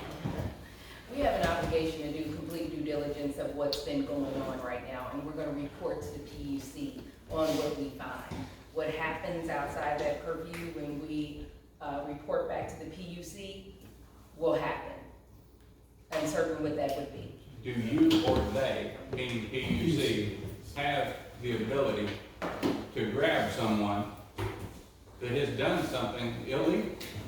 that it's cost us all money, yet it's a yes or no? I do not know. No, we do not. You do not, but it's PUC. Carlos- It's a two-party question. Correct. So you are fact finders ultimately, fact finders in trying to say, from all your experience with all water corporations that you have overseen, you're gonna dig into everything that you can find, current board, past board, whatever other members may want to provide you, because the farther you dig back, the better you'll understand the whole picture of what's going on here. And you're gonna take all that information, you're gonna come to the people and go, hey, sorry, bunch of crap happened in the past, you're out all this money, but if we don't spend money now, which is what it sounds like, you're not gonna have water because your system's crap and it's falling apart, and you're gonna have to spend this money. And I'm sorry, I don't live in your community, I live in Austin. I'm here because my uncle, you've heard me say that over the years, because I've been here since at least the 8 years when the first land theft happened. And, you know, the way I see it is y'all are all gonna get stuck paying with the past sins of the All right, past. let's And, get you this know, meeting moving so that we don't have tots and. That's mine. So they're fact finders, they're gonna report, maybe or maybe not the PUC can do something, because they actually have, All as my right. attorney told me, you don't know you get somebody to do anything is with a court order and then have the sheriff show up with a gun and make them do it. Who within the PUC can answer that question? We've been speaking with Merritt Lander. Okay, She's thank the you. one, yeah. Thank you. Okay, Danny? I have all the faith in the world that these people are gonna do what's right, not y'all. Thank you. Thank you. Bruce? They're gonna fix it. Thank you. Mark Carpenter? Pass. All set? Mark McDonald? Uh, Marvin? Josie? No disrespect, I have. No, thank you for coming. Thank you, Tom. Thank you for being here. Thanks, Tom. Josie? No, I'm good. Okay, thank you. All right, I just want to do a follow-up. Does anybody have a problem with that petition? Suspending refunds, suspending surcharges? Now he cares what we think. Because they're I've here. always, That's amazing. Because they're here. They don't talk to us when y'all aren't here. yeah. As long as they're overseeing it, no. Yeah, What? As long as they're overseeing it, no, nobody's gonna have a problem with it. that's The correct. question is, who is performing this petition? Who's the petitioner? It'll be We'll get Lenita. it be. Okay, good. Lenita. We're good. And Leah's legal. ahead of this. And legal. Yeah. Yes. And our legal team.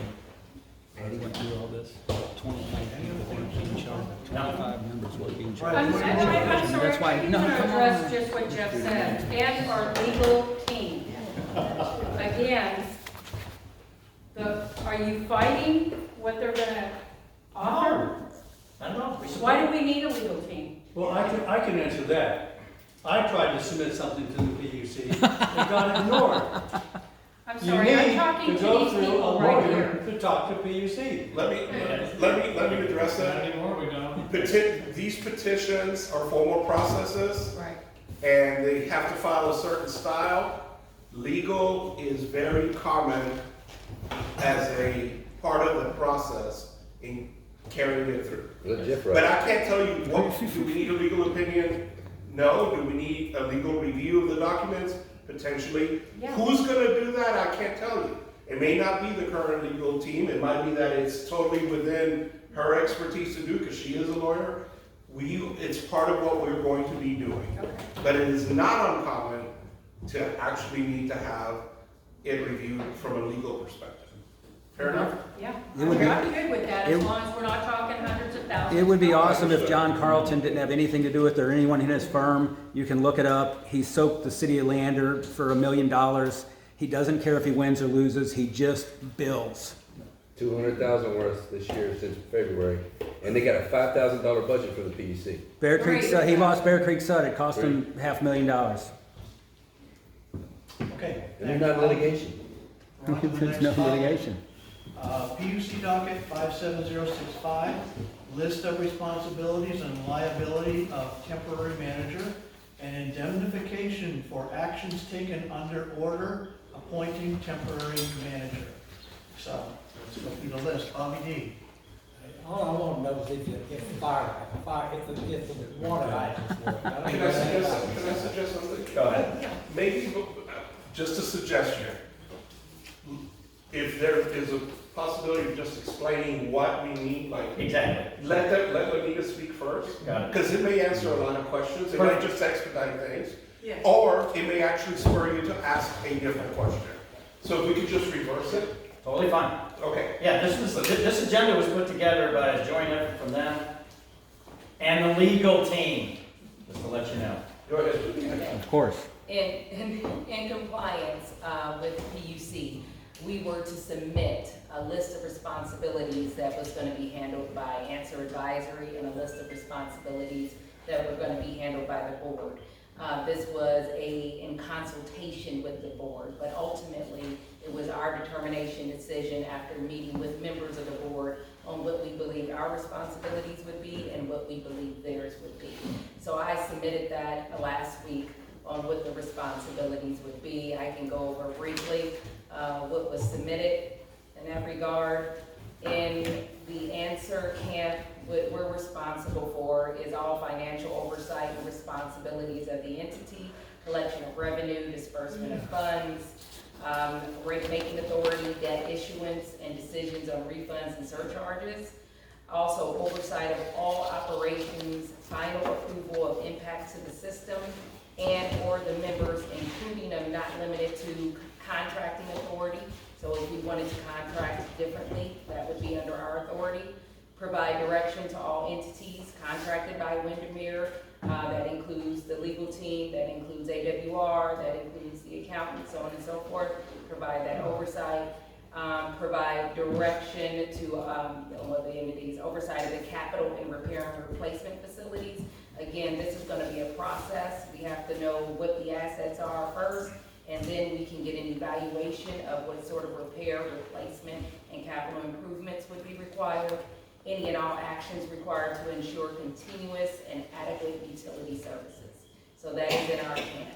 In regards to what is the responsibilities of the board, we asserted assistance with outstanding compliance issues. There are a number of compliance issues.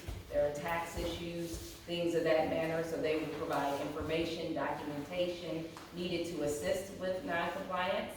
Also establishing policy standards of the board as recommended by us as temporary manager, and ensure compliance and adoption of guidelines as it relates to the board members, including ensuring transparency and things of that manner. Assist in planning and scheduling of board meetings and posting of agendas. Attend board meetings. Direct the contracting entities, including the financial, legal, and operations, to cooperate with Answer Advisory in what we're trying to do in regards to being temporary manager. Assist with historical operations and capital information. So that is what we provided and filed last week. Thank you. And it's a public document. It's on the exchange. Correct. Everybody wants to see it. Yeah. So hopefully with that as a background, it might speed up the questions and answers. So that is, if I can make a quick comment, the same list of issues that we have had as a board. That is, we can't find information to back up what is being requested of us. Things like that. That whole list were things that we have been struggling with right along. So are you here to help us with that, or are you here just to do operations? I think the proper way of viewing it, Everybody Joe, please. Come on, I think man. the proper way of viewing it is the board has a role that it has to play. The management is shifting 100% over here. The management is shifting away, the day-to-day management is shifting away from the board to the temporary manager. Lenita is the head of the team. Okay? That is our role that goes back to what Robert said, is required so that we can have an operational, a sustainable, and a reliable utility. That's what we're doing. So the day-to-day, it's tough when one entity has to be judge, jury, and executioner. So if you all are in charge of the day-to-day operation and also your responsibilities as board, because you have bylaws that govern that, it is better to have those separated. That is the way I view the list that. Exactly. That's the way I view it too. That's it. Yeah, that's exactly what it Yes. Yeah. That's why we haven't challenged this. We might need to say it again. I think your question is, we may not have all the information that you're requesting from us. We won't have anything different than what we've been struggling to give so far. We're just asking for your assistance in getting us information. But if I couldn't find it, how is my assistance going to help? That's okay. That's okay. That's okay. It's okay. That's okay. That's okay. If I may make a suggestion, the documents that they may not have or can't find are on the PUC website, Exchange. Most of them. That's correct. Yes. A lot of information is out there, a lot of information that we already have gotten from members and also the board. We've gotten a lot of information. So, but there are certain things that we're still looking for, asset lists, things of that matter, and that's okay, we'll get it. Are the 1099 forms that have been missing on the PUC website? You'll have to look. I'm sure that they're not because they probably didn't do 1099. I just wanted to, I knew the answer, and I just wanted to make a point, Josie. Yeah. This is an example We're of in an hour the and type 41 minutes. we have a records keeping storage problem. Understood? But that's part of their thing. Practice management. Part of it. Thank you. Did that come from the previous board? That one of the members was with Joe Geminis on last Thursday in the PUC? Isn't he one of the people responsible for where we are today? And he's sitting there on testifying to the PUC with Jeff on Thursday. So you're all corrupt. So Mark makes a good point. Here's the thing. Why you don't have the records? Where are they? They magically disappeared? Let's just move on, because that's Yeah, further that's- down the agenda. Well, just trying to keep it on. Yeah, but Got it. at this point, you want to keep it on point? No. Seriously. Okay. Our community has struggled with Keep your multiple hand up. boards, multiple issues. They have failed to get reasonable justice in each one. And compounds and compounds and We're the compounds. problem. And the last board that happens to be up there, it gets the whole load of it, all right? Yeah. And so. You're right, we're the problem. All the members are the problem. You're right. That's not what I said. You're right. What I just said, what I tried to point out, is that you didn't get justice before, and by golly, you're gonna get it now. Right? So whatever we may or may have done, not have done, you're going back in time and expecting us to fix it. And we are trying, and one of the problems we have is lack of records. Well, Jeff's friend, who the past president of this water board, was with Jeff at the PUC on Thursday. So Jeff couldn't, hey Joe, can you give us all the records for the last 5 years when you ran everything? Joe, where did all those records go, Joe? The historic facility. You know, I can't speak. In his fireplace? This is the most they talk to us in the building, and they ignore us. I just have, I think from what I'm hearing from a lot of people, and what I'd like to know is, do you have the authority, the ability, and the power to get all the past bank accounts, records, copies of checks, QuickBooks files, native files, especially anything that went through a public bank, to see who wrote those checks, where those checks went? Is that within your power to get that? Yes. As a matter of fact, it's been sent to It them. depends on the Yeah. retention. He's talking to them, Jeff. Thank you. Well, If retention. they exist, the answer is yes. Yeah, if they exist. If they exist. Would it shock you to know that this organization, since I've lived here, has never been audited? Never. Ever. And every time we bring it up, 2017 was the first time, we don't have the money, we don't have the money. They found the money to defend themselves. Anyway, I'm sure y'all are gonna figure this out. And you've seen this circus, I don't know how many times before. He did La Jolla. This is a no comfort to you, but you're not that unique. That's correct. Good, that means you have the expertise. Doesn't make it any better. Look, guys, I don't have any magic wand. We're a little bit smarter than most people on how to get to the bottom, how to run water supply. If it's there, we can probably find it. But, you know, at the end of the day, I had to go before the PUC and regulatory agencies in Texas and other places and say, we can't find that information. So we're going to do the best we can to answer your question. You know what the answer always is from the regulatory agencies? We trust you, thank you. That's all you can do. You can't make it up. You don't want to. You can do the best. We know where to go find stuff. We know how to talk to auditors. We certainly know how to talk to lawyers. We know how to manage both very well. We do that time and time again. And the ability to get previous information is very helpful because it informs the future steps. But the focus is setting up a process that is compliant, predictable, and transparent. That's the goal. Okay, thank you. You bet. Are there any other comments on? Yeah, there is. And I'll be quiet after this. I just want you guys to know that there were two, when they were voted in and they made all their promises to us, how great they were gonna be, how transparent they were gonna be. And they were gonna be a breath of fresh air from the previous board that were a bunch of crooks. And cost us over $2 million in legal fees. There's one person that's sitting here, Julie, and another person, Patty Funker, who I'm sure you're familiar with, was on the board. And what they did to them, they ran them off in a matter of weeks off the board. Because they were doing things that weren't legal and done properly, and so they had to resign, just so you know.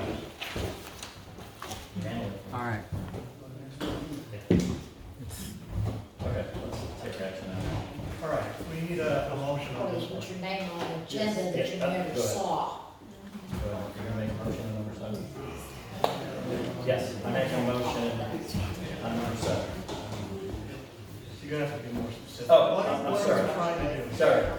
I make a motion that the list of responsibility and liabilities of temporary manager and indemnification of action taken under the order appointing the temporary Did manager. they make a motion on 6? We make a motion to that Did they effect. make a motion on 6? The indemnification. Okay, let's take the vote and then discuss. Okay? All right, so, all those in favor? Aye. Aye. And aye, so let's have a discussion here. Okay. Indemnification, what does that involve and what does that do? It will indemnify actions, no offense, guys, that answer text, because we don't know. Against the corporation, against members, against the board. We don't know. It indemnifies the corporation Yeah. and the board. Yeah, and the board. So- Because we don't know. I mean, I think that's a fair statement, right, Lenita? Robert? Yeah. I mean, that's a- I mean, Carlos? I mean, yeah. I mean, we just don't know. Do we want, I know you guys are, is it okay? Hypothetically, we've all talked about this, by the way. Hypothetically, they go on, take out a $500,000 loan that you're liable for. We already have it, 600. No, let's, Josie, keep it in realistic. Oh my God, it's, They do something that, they have a lot of power in your corporation, in your corporation, people. They have a lot of power to do things like that. You're indemnifying them, I get it. yeah. Yeah, well, I'm just, This is yeah, a against that. business meeting, Exactly, go the ahead. members get to do, Yeah. and we get to discuss. Got And it. then we- That's what it's about, yeah. All right, so, Okay, that's my view. An action statement. all right, so the bylaws have, I believe, state that it is possible for the board to indemnify themselves from legal actions taken against the corporation and them. Yes. Is that correct? All right, is It's that what actually, we're it's voting? actually in the ethics Oh my code, God. which is This referenced. is fucking lunch. It really is. All right, so in that case, I want this thing stated It properly. does say may, and we want to make sure that it does. Okay, right, so we're officiating something. We're just changing may to appointed. Shall, maybe shall. May and shall. And they're making that point on this. My only comment is the list has already been filed. Yes. The list The list is. Yeah, the list is filed, yeah, exactly. I mean, That's it. we didn't have a meeting, so, this was a problem. Can you explain why that's applicable to this? I'm just saying the list is filed because there was a motion that referenced the list. Yes. I'm clarifying the list. Yes, And the it's already decision. filed. That's correct. That's correct. That's all I'm saying. Maybe we should have a motion to accept the list. Another topic? It's already there. You can acknowledge it. Yeah, we can acknowledge it because. Thank you very much. Thank you very much. Thank you very much. Yeah. Hope Diane's on 8. So, before we identify, Carlos, you get it. So, what would you like to clarify? When you go back and.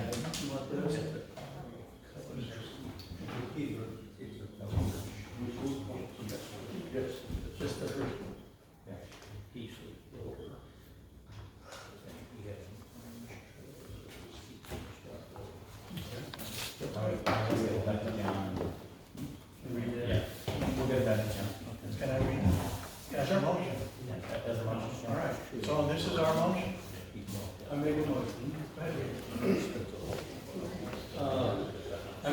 motion pursuant to 4.1 of the WOWSC Ethics Code to authorize indemnifications, providing any legal services and reimbursing any costs or damages that may be incurred by any board member for any and all claims asserted against them in relation to any matters, claims, or allegations arising directly or indirectly out of the course of their duties on the WOWSC board as officers. Okay, Do I have a second? I'll second that. Okay, all in favor? Aye. Aye. Okay. Motion carried. Motion passed. Okay, Next one. number 8. Number 8 is compliance items for PUC docket 56167 and 55454. And we need to go through each one of these. Yep. So the first is the Class D. Are you just going to Annual report. give a little bit of report on each of these? Okay, good. I think these are items that's gonna be in their, Okay, so it's basically gonna be, they're gonna be responsible for this. Because we owe the PUC an annual report on our Class D file. None of these have been done. None of these have been done. So We wanna make them aware to the board. for the upcoming year, right? Exactly. Okay. These are items that these guys, Answer's working on, that we've already did. Because we owe, in the compliance docket, Brian, I can't remember which one it is, we owe them an annual report. They're gonna be taking that out. Keep it with I'm sorry? Yeah, but I'm talking about Class D. I'm speaking specifically to this, to this. A records management, Procedure. order, procedure, and everything else. It's a policy, record retention policy. Yeah, records, have you looked at the one we have? No, I have not. Not yet. I think it was in the big packet of stuff that the 70 meg file that we put up on the shoot. That was there. But we never passed that one. No. So We if I could- well, we never updated it because we were trying to update it. I'm sorry, Ron. Because they're incompetent. Okay. Go ahead. All right, so, would anyone, I'm sorry, let's go through the list. Class D annual report, Bobby D. Thank you. Jeanette? Oh, just do number 8. Just do number 8. Anybody have any comment on number 8? Just All right, so you see the sub items under number 8. We're gonna go through the list. If you'd like to talk to any of those, we'll do that, okay? Anything there, Bobby D, interested in? Okay, thank you, sir. Jeanette? No. Bill? No. Thank you. Bill? Danny? To be clear, none of them are done? It's upcoming year. It's something that's going to. No, to be clear, So this far, you're right. agenda item number 8 that was required months and months ago, none of this is done yet. That's right. Okay, Well, that's all I want to no, know. Hang on a second. The audit, there is a partial audit out there, Danny. So it's not done? Yeah, it's not complete. Okay. But we've started. And one of the things that Answer talked to us about beforehand was, they have not talked to the audit team yet. I don't need a giant explanation, they're not finished. Yes. Next. So, Danny? He just did. Bruce is gone. Mark Carpenter? Mark? He left. Gone. Also gone? Mark McDonald, also gone? He left. Yeah, Marvin? Okay, and Joseph? No. No comment. Okay. Thank you. And a procedural schedule will be filed for these items on the 19th, and it will be public. 19th December? January. Yeah, no, December. December. Yeah, December. And what is that? It'll set dates when these will be due. These will be due. Got it. These items will be due. Got it. And I will be available for the membership. Yeah, to take a look at it. Yeah, December 19th. Yeah. Well, no, they're November okay. 19th. All right, go for it. Well, one of the things that we have is on 8F. Oh, there's something. Yeah, there's some on the other side, which is our election procedures. If I can be updated with the. No, we have them. Are we gonna use the same procedures we used at the It has last? to be updated for the annual instead of special. No, it wasn't, they're not written for special. Oh, They're written, yes, they're amended for a special election. But our election We need to procedures. make sure they're, Yeah. only go through.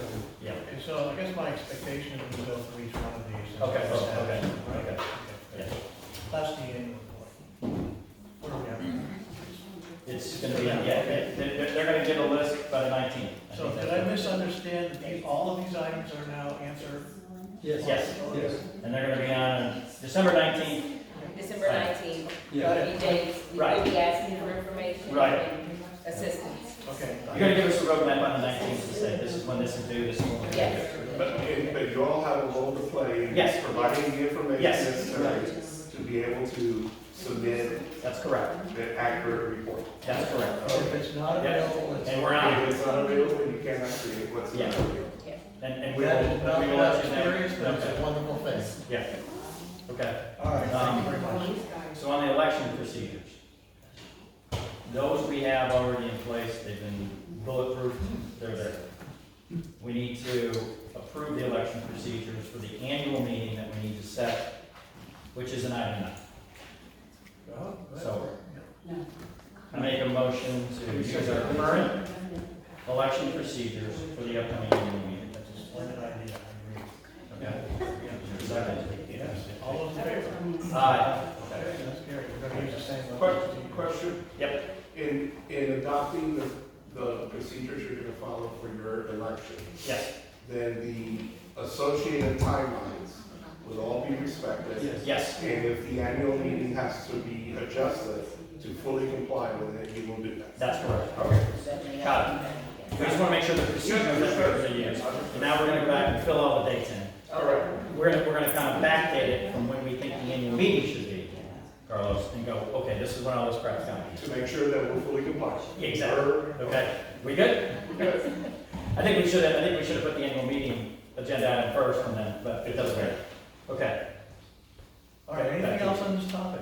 No. Okay, we're on to the next one then. Yeah. Number And, 9. and by the way, excuse me, number E, we will be submitting a list of eligible voters. We'll be able to provide that. Yes. Yes, it's part of our report. Yes. Yes, it's part of our report. Number 9, 2025 annual meeting. There are 2 bullet items, please read them. I'm going to call your name if you'd like to talk about them for 3 minutes. You may. Robbie D. Okay. Jeanette? No. Thank you. Bill? No. Thank you. And Bill? Danny Flunker? No. Mark Carpenter is not here. Mark McDonald's not here. Marvin? I only signed up for the one thing. Oh, okay, Leave me out. thank you. Josie? Yeah, I just want to clarify on this election that we're going to be having, is it going to be based on a third party Yes. overseeing? Yes. Yes, independent. Yeah, independent third party, the person who's ran it before, Frank Ryder. Okay, that's It's all independent, he manages the votes, just like you got it before. Vote goes out to you, goes back to him, matches up. Secret ink, the whole 9 yards. We got it all. That's the Have list. have any of you guys looked at our election procedures yet? I have not. Okay. Now we're going backwards? We put it through 3 or 4 cycles, I can't remember how many. I think they're good, but it'd be good to get another person's opinion, just. We definitely will. Yeah, and before that, independent guy, he's got all the bells and whistles done before, so, okay. Sorry. Yeah, he does. All right. He does. Annual meeting, What would you like to say about it? well, we need to set a meeting. Set a date in February? Okay, find a date. I'm trying to think. If you're setting a date for an annual meeting, Yes. then what are the associated timelines that are necessary to be fully compliant with your policy? Yes. To be able to undertake the actions that are called for at the annual meeting. So I would suggest that you take time to say, we need to, for example, have provided notice 60 days. Maybe that. No, that's true, it is. Okay, Yes. so Exactly. if you may be setting a date and then realize that you cannot meet it. So I would work it the other way around, so you can at least know that for all the dates that are there with a little bit of a fudge factor, a date you pick in the future can be met. Right. Make sense? Yes. That would put us, it might put us out of our So, window. should we So- table so- this? Well, hang on a second. Well, we have some variables based upon what Carlos's recommendation is here. If we wait, we're not gonna get to it till January. unless we hold a special meeting between now. No, you can go over the, whatever your process is. Yeah. We have to, if for us to meet, I'm gonna pick a date, February 25th. Right. Notice has to go out by this date. If that date has already passed, No. then February 25th doesn't work. That's all I'm saying. Yeah, that I do know, but we wanna, if we wait to look at all the day, we have a 60-day No, you can do window. that right here, right now. Yeah, we have a 60-day window. Understood? Yeah. Okay. So if we set the date for the first, you know, a lot of comment about doing it on a Saturday, maybe that first Saturday in March. Right. We know Not only we set a date. That would be a great Yeah. place to get input from the membership as well. So I'm proposing the first Saturday in March. I don't know what's that. Not the first. No, first Saturday. No. That's Saturday. Oh, is that March? Oh, that's This is February. February. You want March? Yeah. March is March First 1st as well. That's kind of funny. So March March 1st. Okay, so we'll go with that for now. That Yeah, how is does the how does the election. membership feel about that? How does March 1st sound? Anybody have a? It's a Saturday. First Saturday of the month. And it should be here. Yep. Okay. We need to form a credentials committee to evaluate the applicants who want to run for the board. Is there only one board member on the Yes. credentials committee? Yes. What's that? There's only one. Only one board member on the credentials committee. So, any volunteers to be on the credentials committee to look at applicants who sign up to be on the board? Are you sending them out? My understanding was you have, or required to send out. This The is for the application. this is for people who would like to be on the credentials committee. Josie, not who wants to be on the board. It's for the committee members to manage the, kind of the applications coming in. Why don't we send it out to all of them? I'll do it. Wait, I saw two hands. Julie and Josie? Okay. And we need a board member.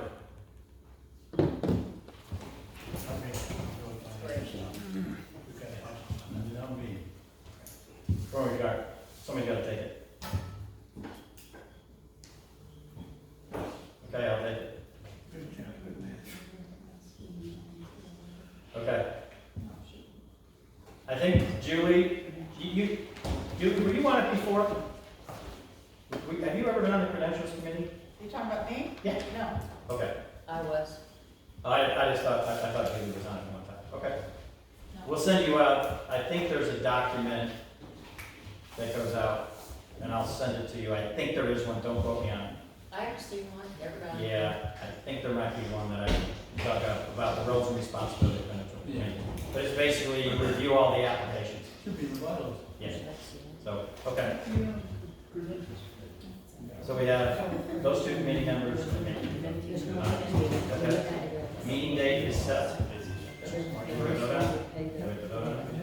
Oh, we didn't, okay. Okay? Moving right along. Let's make sure we get it. Yeah. Okay. Yeah, I don't think. I don't think we did. I made a motion. I'll make a motion. Go ahead. I'll make a motion that we set our annual meeting for March 1st, 2025. Yes. Okay. All in favor? Here we go. Which one? Anything else on this one? 752. Okay, we're now on item number 10. PUC docket 55840, including any action needed with regard to the CCN amendment application and potential liability to Madigan Homes. All right, so only one thing to think about here. Bobby D, any comments for this? What are we amending to? I'll read it again. Number 10. Number 10. Number 10, PUC docket number 55840, including any action needed with regard to the CCN amendment application and potential liability to Madigan Homes. What are we trying to do to them? I hope It's we pretty complicated. got the water on. You talking about that deal across the street? I think it's related. Yeah, I think we ought to cut the water off. I don't know what y'all are trying to do. Okay. Okay? I don't know what you're asking me. Go for the next one. What's the, all right, what are we trying to amend it to? I got it. You got it? He says Okay. no. He says no. Who's the next person? Jeanette? That's what I thought it was. Bill? Yeah, that deal across the street where we put the pipeline all the way down to the only fire plug on the place that's off the premises. That's the one to help the guys out across the street. And all they want to do is grab it off of us, steal anything they can. That was a backdoor deal from the get-go. And it shouldn't have ever happened in the first place. We needed every foot of that pipe in the ground over there and on our own compound. Not to build some barn dominium across the street. I think that's a no. Yeah. On the other bill, my comment again is glad they can have a fire hydrant, glad they can get insurance rates that are lower, glad their houses won't burn down, glad somebody here knows that put that pipe and put that hydrant there. While my uncle lives in a cedar shack that can burn up in a damn timber and there's nobody there except to come and wash the slab off. And that's why these people are pissed. And these guys here have seen this crap before, and that is where the emotion comes from. And that's why this has been dragging on for 8 years, because of past board corruption and incompetence. That's what this is about. We're pissed. And again, I'm here for my uncle because I've seen him pay exorbitant rates when they jacked up the legal fee or the rates to pay for past board's miscompetence and their legal fees to defend themselves from criminal action, which again, one past board member was found guilty by a Burnett County jury, but a Burnett County judge refused to do anything about it, or was found, they were found that they had done something inappropriate. That's what this is what it's about, and that's why people are frustrated. And then there's all the other behind the scenes stuff that I'm glad, and I really appreciate the comment. And it was Letitia, right? Lenita, I'm sorry. Lenita. That you said you're going to be digging for bones. I think there's a lot of people here who hope you find them. Thank you, Bill. I just wonder who voted to allow that pipe to be done. Nobody. No, they just... They voted on it. Voted on it on May 2022. June 2022. Who did? Is Our my board? turn? Board did. Yes, it's in the minutes. May, June of 2022. It was The June. next day, they were out there digging. That's right. The next day. Who paid for it? We never did. No, we didn't. They did. They paid for all the infrastructure. We paid for a portion of it. We've dug that up now, but it's my turn. Thank you. Yes. So, ladies and gentlemen over here, this 55840, this is some guy, Jim Madigan, that was friends with the lady that got the land. It's a brother-in-law deal. But what's important about it is, like he said, they came into a meeting, voted on it that night. The next day they were digging. It was already, there's a formality to come in here and vote on it. The general manager sat down here and said, what's going to happen if we put in that 6-inch line? He said it could either work or it could be catastrophic. The first time they used that fire hydrant, we had breaks all through the community. You should know that fire hydrant should never be used. Second, we are at 100% capacity, and I'm sure we were then, and we have 100 and something lots left to be built. We don't have the capacity to even service our own community, let alone the guy across the street. And none of his stuff was filed properly. Everyone knows that now. Back when there was no money spent, I asked Jeff, these two weren't on the board, why don't you ask this PUC to withdraw it? We can't do that, they'll sue us. They've spent $37,000 on this docket right here. We are aware of this docket, just FYI. Yeah, I know. Totally aware of it. Yeah. And be aware that we could be liable for damages from that. I just want everybody to know that. If he files a lawsuit, I want everybody, you want transparency, that's true transparency. That is from the law firm. That's from legal people. Yeah, I know, it's from John Carlton. I don't give a damn what John Carlton says. No, not this. According to the contract, you didn't even put the fire hydrant in the right place. It was supposed to be there. Again, I didn't put the fire hydrant in. I know that. Yeah, I don't, you know, just to let everybody know that that is the risk. I know these three people here know what's going on. I don't want to hear anything from you. You're well Thanks. aware. We are. Yep. So. Thank you, Danny. Marvin? I only signed up for the one. No, that's right. Lucy's not speaking over here, Marvin. I'm sorry. Josie? Well, I do want to make you aware, one point is that this last year, I have had 4 breaks around my property, not, in that facility, in that area. 5 including the pavilion pool. So we've had some major leaks coming, and those are leaks that not only we have to pay for, but we apparently we're facilitating our contracts to go down the road to put more pressure on our system. So that's the reality. Thank you, Josie. All right, so what discussion do we have on this item? Is there an action we need to take? Spend another 50 No grand. action No, needed to take. it's in their hands. Correct? Please tell me you're taking that one. Good. There's a lot going on with that. What was it? There's things going on with that. Yeah, there's things going on. Exactly. That's a good way to describe Yeah, it. thank you. Okay, moving on to number 11, planning report to TCEQ, required by 30 TAC 291.93. You got some insight into that one, Carlos? I don't know why that was put on. I think it's though, I need to look up that Texas Administrative Code citation, but I think it has to do with the issue that came up also during the PC hearing, and it's the need to start planning when you reach a certain capacity. Yeah, for threshold, which I think you have to surpass. Yeah. Yes, and that's the one, that's my understanding. I think you're right about that. Yeah, Yes. so I think that's it. Yeah. And that is a hard requirement. Yeah, and that is in your plate. Love it. It's in our plate, but it's gonna require assistance from you all to find out how we fix it. And input from you all. Yeah.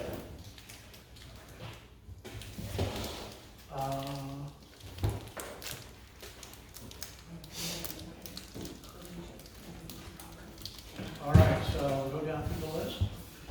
Bobby D? Nah. Thank you, sir. Bill? Bill, any comments on this? He's asking. Answer's no. Oh. No. Thank you, sir. Bill? Good, thank you. Thank you. Danny? Nope. Okay, thank you. Marvin?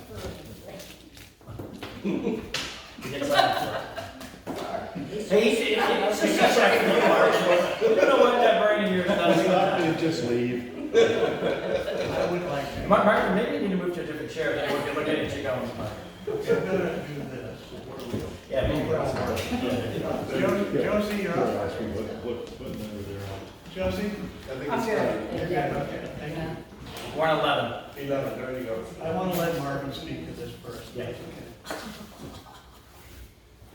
Planning report to T. No, we did that already. We did that. Yeah. 12. We're on 12. Was there anything we need to do with number 11? No, it's all in their hands. All right, number 12, IRS inquiry status update. This was good. Bobby D? That's what you're asking. What's the status? Bill? There's two Anything items. on the IRS audit you'd like to talk about? Pardon me, IRS inquiry, I'm sorry. Is there anything you'd like to speak to that? The IRS audit? The inquiry. Can we do like 28% of the IRS employees and just not pay it? I don't know what they feel about that.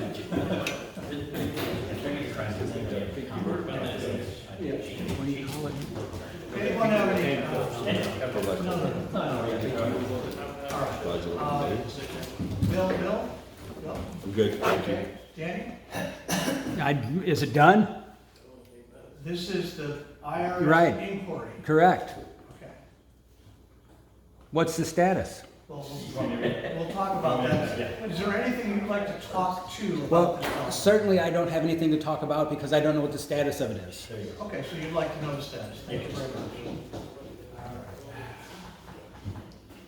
Well, Josie? I would like to know if you all have hired an IRS attorney, not a water board attorney, but an IRS person who knows how What's to today's handle date? the The IRS. 17th? Yeah. I think the answer is no, right? Okay, that is the list. Go ahead. Okay. To answer Josie's question, no. As a matter of fact, I think it was brought up in our meetings, why did we get legal involved in the IRS audit? We just got this. Marvin, I know you're gonna laugh, but it's true, they just got it, they can verify. Just got it. We just got it. This woman called me, and I will publish it on the website. She took over for the first person who came. Tasha Nesbitt is the new examiner. We just received this to the legal team, and we're probably going to. How many people are on the legal team? You keep one. One. The team Yeah. of one. Okay. Well, And the audit team is the team of one. There's It a- sounds better to say No, the team. audit- There's 5 of them, Parsons, Silvera. So this handles one of the 2 issues that they found from our 2022 audit. I spoke with this woman, she reached out to me late last week. I spoke with her, I took big notes. I sent it on to the answer team over here. They looked at it, we received the final thing in the mail. Government does not move very quickly. The 2 issues that they found that were brought up as a complaint in the 2022 was how we filed our taxes as a corporation. The 990. Yeah, the 990. Everything was fine with that.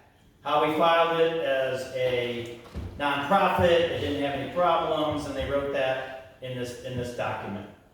Where they did have a problem was there were several 1099s missing from the 2022 filing. And we have exhausted trying to find those, but we will continue to work with the IRS on a supplemental filing to them of those 4 1099s. So we're not out of the woods yet, Danny. We're out of the woods on one of the complaints, which was how we filed the taxes. This document, if anybody would like a copy of, I probably have to get this by legal if I should put this on the website or not. So you don't see it on the website. I don't know. I don't Gotta go to want to legal. make that call. Gotta go to the legal team. The legal Got team, you. yeah. Well, I'm sorry, I can't put myself in that. So, yeah, Lenita, I don't know, can I put this on the website?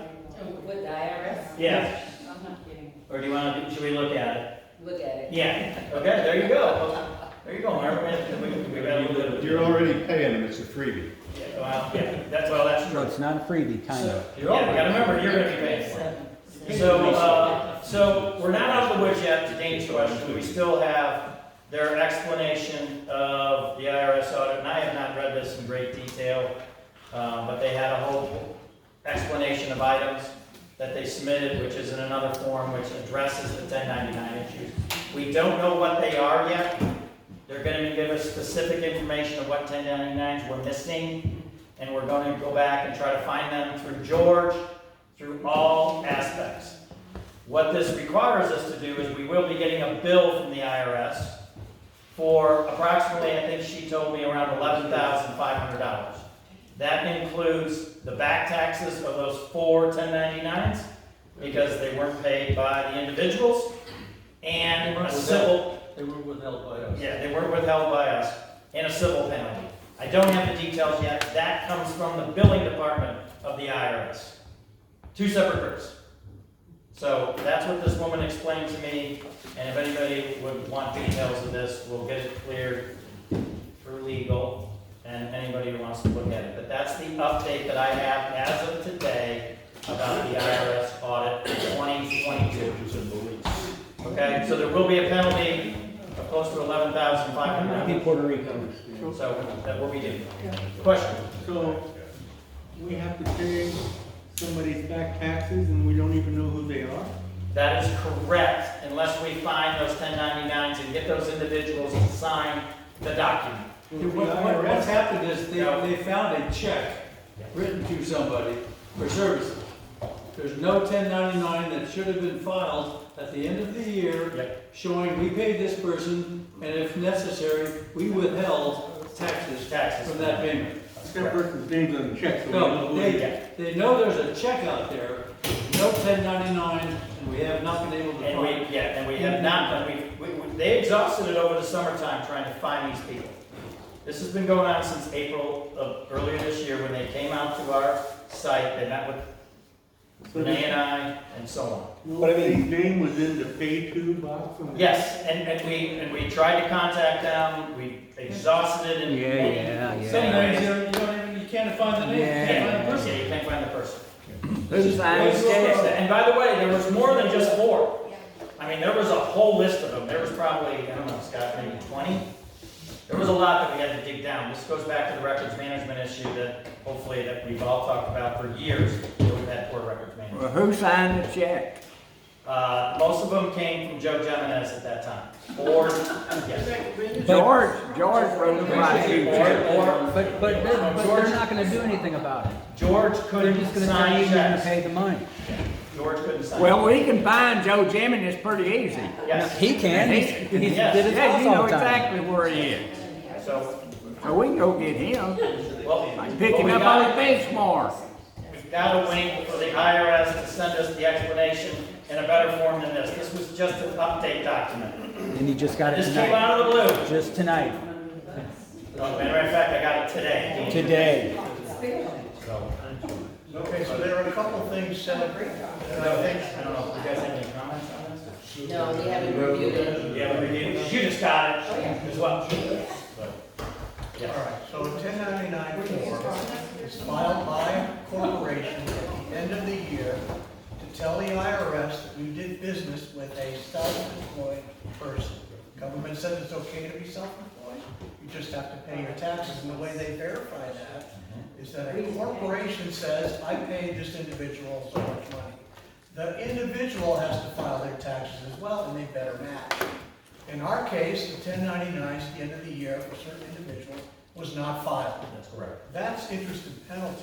Yes. So I heard some people say, oh, didn't we withhold money? We don't withhold money from an independent. But why on earth would I run a business, why on earth would a board member ever write a check to somebody that's not a corporation, that they don't have an EIN number, or they don't have a social security, or a W-9 form up front? Because then all you're doing is chasing people down to the end of the year, or you can't take the They're not deduction. chasing anybody. You gotta remember, it was 2022. There's no argument there. No argument. So for the record, But your buddy Joe, I mean, it was you just Jimenez said- and Nelson was the treasurer. But you would I want to name names here. 2022, was it Nelson the treasurer? Okay. Yes. We have all the checks, they have all the checks, we've got as much data as we can, we just don't have those numbers. In 2022, Dana was running the board from a telephone. I went to most of the board meetings. I could hear the back talk. Who is, I don't. Dana Martin. Oh. Dana Martin, your friend. Your friend. I got all these friends. Well, she gave you a car. So, this could be cleared up if we could find the 1099. Yes. This is another case of record fraud. Do I understand correctly that you said 20, so you found 16, but you there can't are find the last Yes. 4? Is that what you're No, they're saying? records. I There's about 20 that were missing. They're Yes. covering up for them just like everybody else. So has maybe done. they really were sent, you just don't know. We don't know yet. Okay. It's still under investigation. Understood. I mean, this thing has gone dormant. How many times have you guys asked about the IRS audit? And all of a sudden, we get a phone call about it. and Just today. We don't know what they're trying to do. Just today. We could probably move on to 13. Yes, thank you. Well played, Lenita, well played. All right, anything else for number 12? 13. Right, moving on to number 13, discuss and consider payment of monthly bills and invoices, including contractors and consultants, insurance premiums. Just like before, we have 2 sub-items. I'm going to go through the list of people. If you'd like to speak to either of these, please do. Bobby D. Insurance. Bill? Billingsley? And who's the insurance paid to? What? Property and casualty insurance is due on the 20th of December. No. Do you have the money to pay it? Well, we'll get there in a moment, I'm sure. Now my question is, do you have the money to pay the property and casualty This is the insurance? part where you get to speak. Not all of them, no. Okay, okay. Thank you. All right, Dan? If I may, it's related and unrelated, and I'll make it quick. When Jeff first got on the board, Jeff and Renee, I remember I had got records from Double Horn, and I sent it to them. They have meetings every month, same day, and they approve their spending at the meetings. That's a great idea. 2 years ago. Went in one ear and out the other. Go ahead. Let's see. Thank you, Danny. Josie? I'm good. Okay, thank you. All right. Go for it. Who's gonna pay these? Yeah. So the most critical one is we have a property and casualty insurance premium of almost $32,000 that's due by the 20th. That insures our physical buildings, our plant, and everything. Does not include the barge. Going to Bill's point, we got $21,000 left in the back. The premium, we can do a down payment on the premium of $9,000 and then pay it monthly. Total premium is due at $32,000.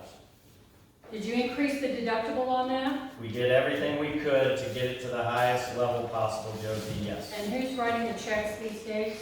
This would be written by Renee, who is still assistant treasurer, working on the books with bills coming in that are going from Oh dear Lord. Lori down to the accounting firm to the billing people. And then we have an unpaid group of invoices that we produce monthly, which was sent to answer this last week. So let's reiterate something about a 1099. As a bookkeeper, and I have been a bookkeeper before, the bookkeeper should have, when she actually put out the check, Joe signed it, she should have, or the accountant should have made reference to the 1099. They should have done their due diligence to have them produce a 1099. Is that not the procedure? The procedure that is in place that we've been challenged on by past 1099s are the small subcontractors that the previous general manager was using. Hang on, let me finish, please. What happens now under the AWR contract is they give us a consolidated bill. Everything is owned and controlled by AWR. We pay one invoice to AWR. All their subcontractor invoices are listed inside that invoice. They manage the 1099, which is how it should have been done before. Correct? That's the benefit of having a good operator. AWR was that. They were handling everything. You look at AWR's bill, it's like 35 to 40 pages. Everything is listed, every chemical, every subcontractor that they use, they are responsible for the 1099. Understand. So where are we at as far as a new water company? You told me that you had, they gave you a letter of termination. Yes. My understanding, where are we at now with that? That just got to us less than 36 hours ago. I understand, but what's Yesterday. the next step? We're meeting with a couple of operators to see about taking over the responsibility from AWR. We asked AWR would they be interested in staying. At this time, they are not. So that's still on the table. However, we are interviewing others right now. Okay, thank you. And one of the things that should be a requirement, and Carlos already knows this, is they should handle everything. None of this subcontractor stuff where we're paying individual checks. Well, it's how you set up the agreement. Yes, exactly. It's how you set up the agreement. There you go. I mean, if you would have paid George and got George to get a 1099 from him, an invoice, George would be responsible for the 1099s, everybody else downstream. That's correct. And that- Real simple, I'm just saying, it's just, That's hey, correct. I'm That giving you. contract was not set up. I know. Go back to previous meetings, we tried to fight Rich on that I know, many Bill, times. you mentioned one thing about the barge. Is the barge uninsurable just because of the hazard and they won't insure it? The because barge it's is, the barge is, can get an insurance policy. It's expensive and that's not due to, I think the last year it was like 26,000 for just the barge. And why it's so high? Because it broke loose that one year, crashed into a bunch of things, they had to pull it back, reconnect it. It's a pain. Can we walk backwards? René Ffrench is writing the checks? He authorizes them, yes, he's the assistant. When I asked you in the June meeting, I said, who's writing the checks? I don't know. At that time, we were still, well, then I misspoke, sorry. Sorry, I misspoke. Who's got the checks? I don't know. Sorry, I misspoke, Dean. Sorry, it's always been René was the treasurer. So René's not on the board, he's not a director. Like, he's assisting us with bookkeeping. He's, what does he say it again? He's the assistant what? Assistant treasurer. Yeah, he's assistant. How can you have an assistant treasurer when you don't have a treasurer? That's why he's helping us out, Andy. We're trying to fix the problem, okay, but he's helping us out. He's a good volunteer. Yeah. He's a good Yes. volunteer. Yeah. Yes. He can also run. Hey. It goes through a process. Keep in mind, it goes through a process. Hey, Scott's wife just said that he's her assistant. Is there's not some conflict here? Danny, he was, when I got on the board, I became secretary treasurer. In our meeting, he was brought as secretary treasurer's assistant. So are you still the because treasurer? there was a lot. Danny, you know I'm not. I'm asking you a question. No, I resigned. That doesn't mean he In did. He's June, working free. I asked him Hey, who he's had the working free. checks. I don't And in June, care. I asked him who had the I checks, don't and this care. guy told me he didn't know. I don't care. Need a little hammer to hit. Yeah. Okay, I thank don't you very care. much. Danny, your points are taken. Yeah, I know, they always are. It's difficult when you don't have a full board, et cetera, et cetera. I, for one, am grateful for the work that René is doing. I have been working with René and Lori He's a and dishonest the little troll. accounting team, et cetera, and the auditing team I've started to work with, just to find out what's going on and to try and sort things out. Look on the website for the financials. They're there. Do you require two signatures on checks? Do you require two signatures on checks? No, that's not a policy. He's a trust. He really is. So no, and René is now signing the checks. He's been signing the checks. Yes. We need more resources. You should be signing it. You should be. One of the directors should take that. You should. You should. Okay, That's like pretty astounding. We got 3 days. let's bring it back here. So really, the point of the discussion is we don't have a whole lot of money, we got a big bill. Is that right? That's really right. Okay. That's because they spent 200 grand on an attorney. Yeah. Ladies and gentlemen, ladies and gentlemen, thank you. Sorry to interrupt you, but just trying to have business. Our point before, when arguing before the PUC, repetitively, is that we've run out of money. At the time I spoke, we were running out of money. I showed you an income over an expense average month over month at the time, $10,000. They spent It is now $200,000 on legal fees. $16,000. And at the time that I spoke and testified, we had $50,000. That was 4 months ago. So, can you help us? What can we do? Because we have insurance payments, very critical, right? They're coming online very quickly. How much time do we have? 20th. Yeah, Yes. 3 days. Hey, these three tanked the water company. Literally. Yeah. These three tanked the water company. Yeah. I'm almost positive that we will. Yeah, take a look. I think I need to we gotta make a the reason I can go wrong. I'm almost positive. confused that somebody who's not a treasurer, I know you guys. not supposed to be a signer on the account, so they couldn't. It's just more, they're. And Renee signing checks. Renee signing checks, and he knew it in June when I asked him. All you have to do is, I would just ask them, well, we'd like to see the copies of all the checks. I'm going that you to. signed. That's my next question. Yeah. Right now, we have to take it one at a time.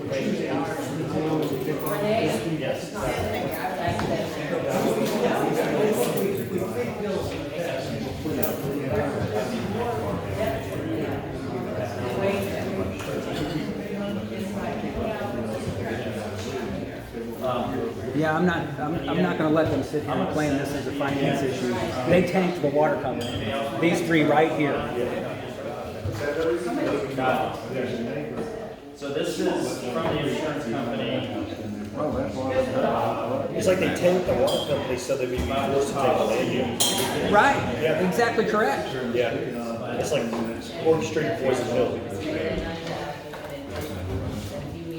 Spend as much as you want on Dana's legal defense and make us pay for it.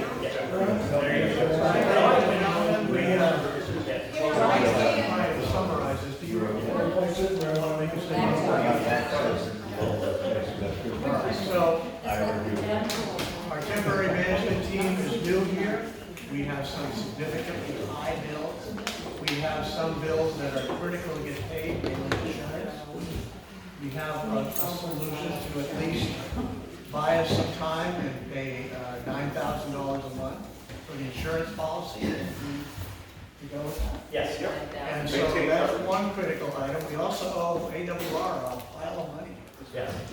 So our team here is going to help us with that also. I'm not sure exactly what we can do there, but I think they've been talking with AWR, I think you mentioned a couple times already. Yes. So hopefully we'll be able to keep them pro tem to help us in the transition. They are a very professional team, with a very good reputation. It's been a delight working with them. Okay, so that's all. I just wanted to make that announcement, kind of in a summary of that discussion. Hey, So we're about to adjourn. Before you adjourn, who do I do the public information request for, to? Because based on tonight, I have a lot of stuff I need answers Just to. thousands of dollars worth, I'm sure. No, they're not supposed to cost like that. So right now, Can I suggest something? Absolutely. Before you file the public information request, I would recommend that you have a discussion with Lenita Okay, I will. about what it is that because filing a public information, you have every right to do that, I'm not, but need to understand that that increases costs. Right. So if it's something that can be satisfied without having to go through the formal PIR, let's try to do that. Right. That's all I'm saying. Fair enough? Finding out that René Ffrench is signing checks to me I just. understand. You have, Wow. you have every right to question. Yep. You have every right to question. All I'm We'll saying talk. is, if we can get it resolved. Believe it or at a not, lower I'm level, actually that's pretty easy to cost, deal let's with. do that. That's all I'm doing.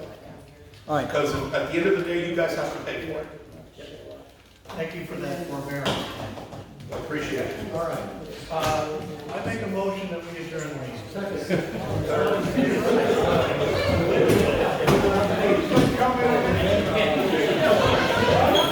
They tanked the water company. Get with Lenita and, you know, have a discussion of what it is that you're needing. Okay. And let's see if she can just, we can get it that way. That way we keep the lawyers I out. know that you're going to find this hard to believe, but when we started this, what I had requested was simple stuff. Yeah, I know. That they could have, and that they have In a in heartbeat. possession of and wouldn't give it to me. Yeah, I agree. I agree. This was a self-fulfilling prophecy. They tanked the water company. I mean, literally. Yeah. We'll get it there. I appreciate it. Yeah. You bet. And one more time. There you go. Thanks for coming. They owe me very much money.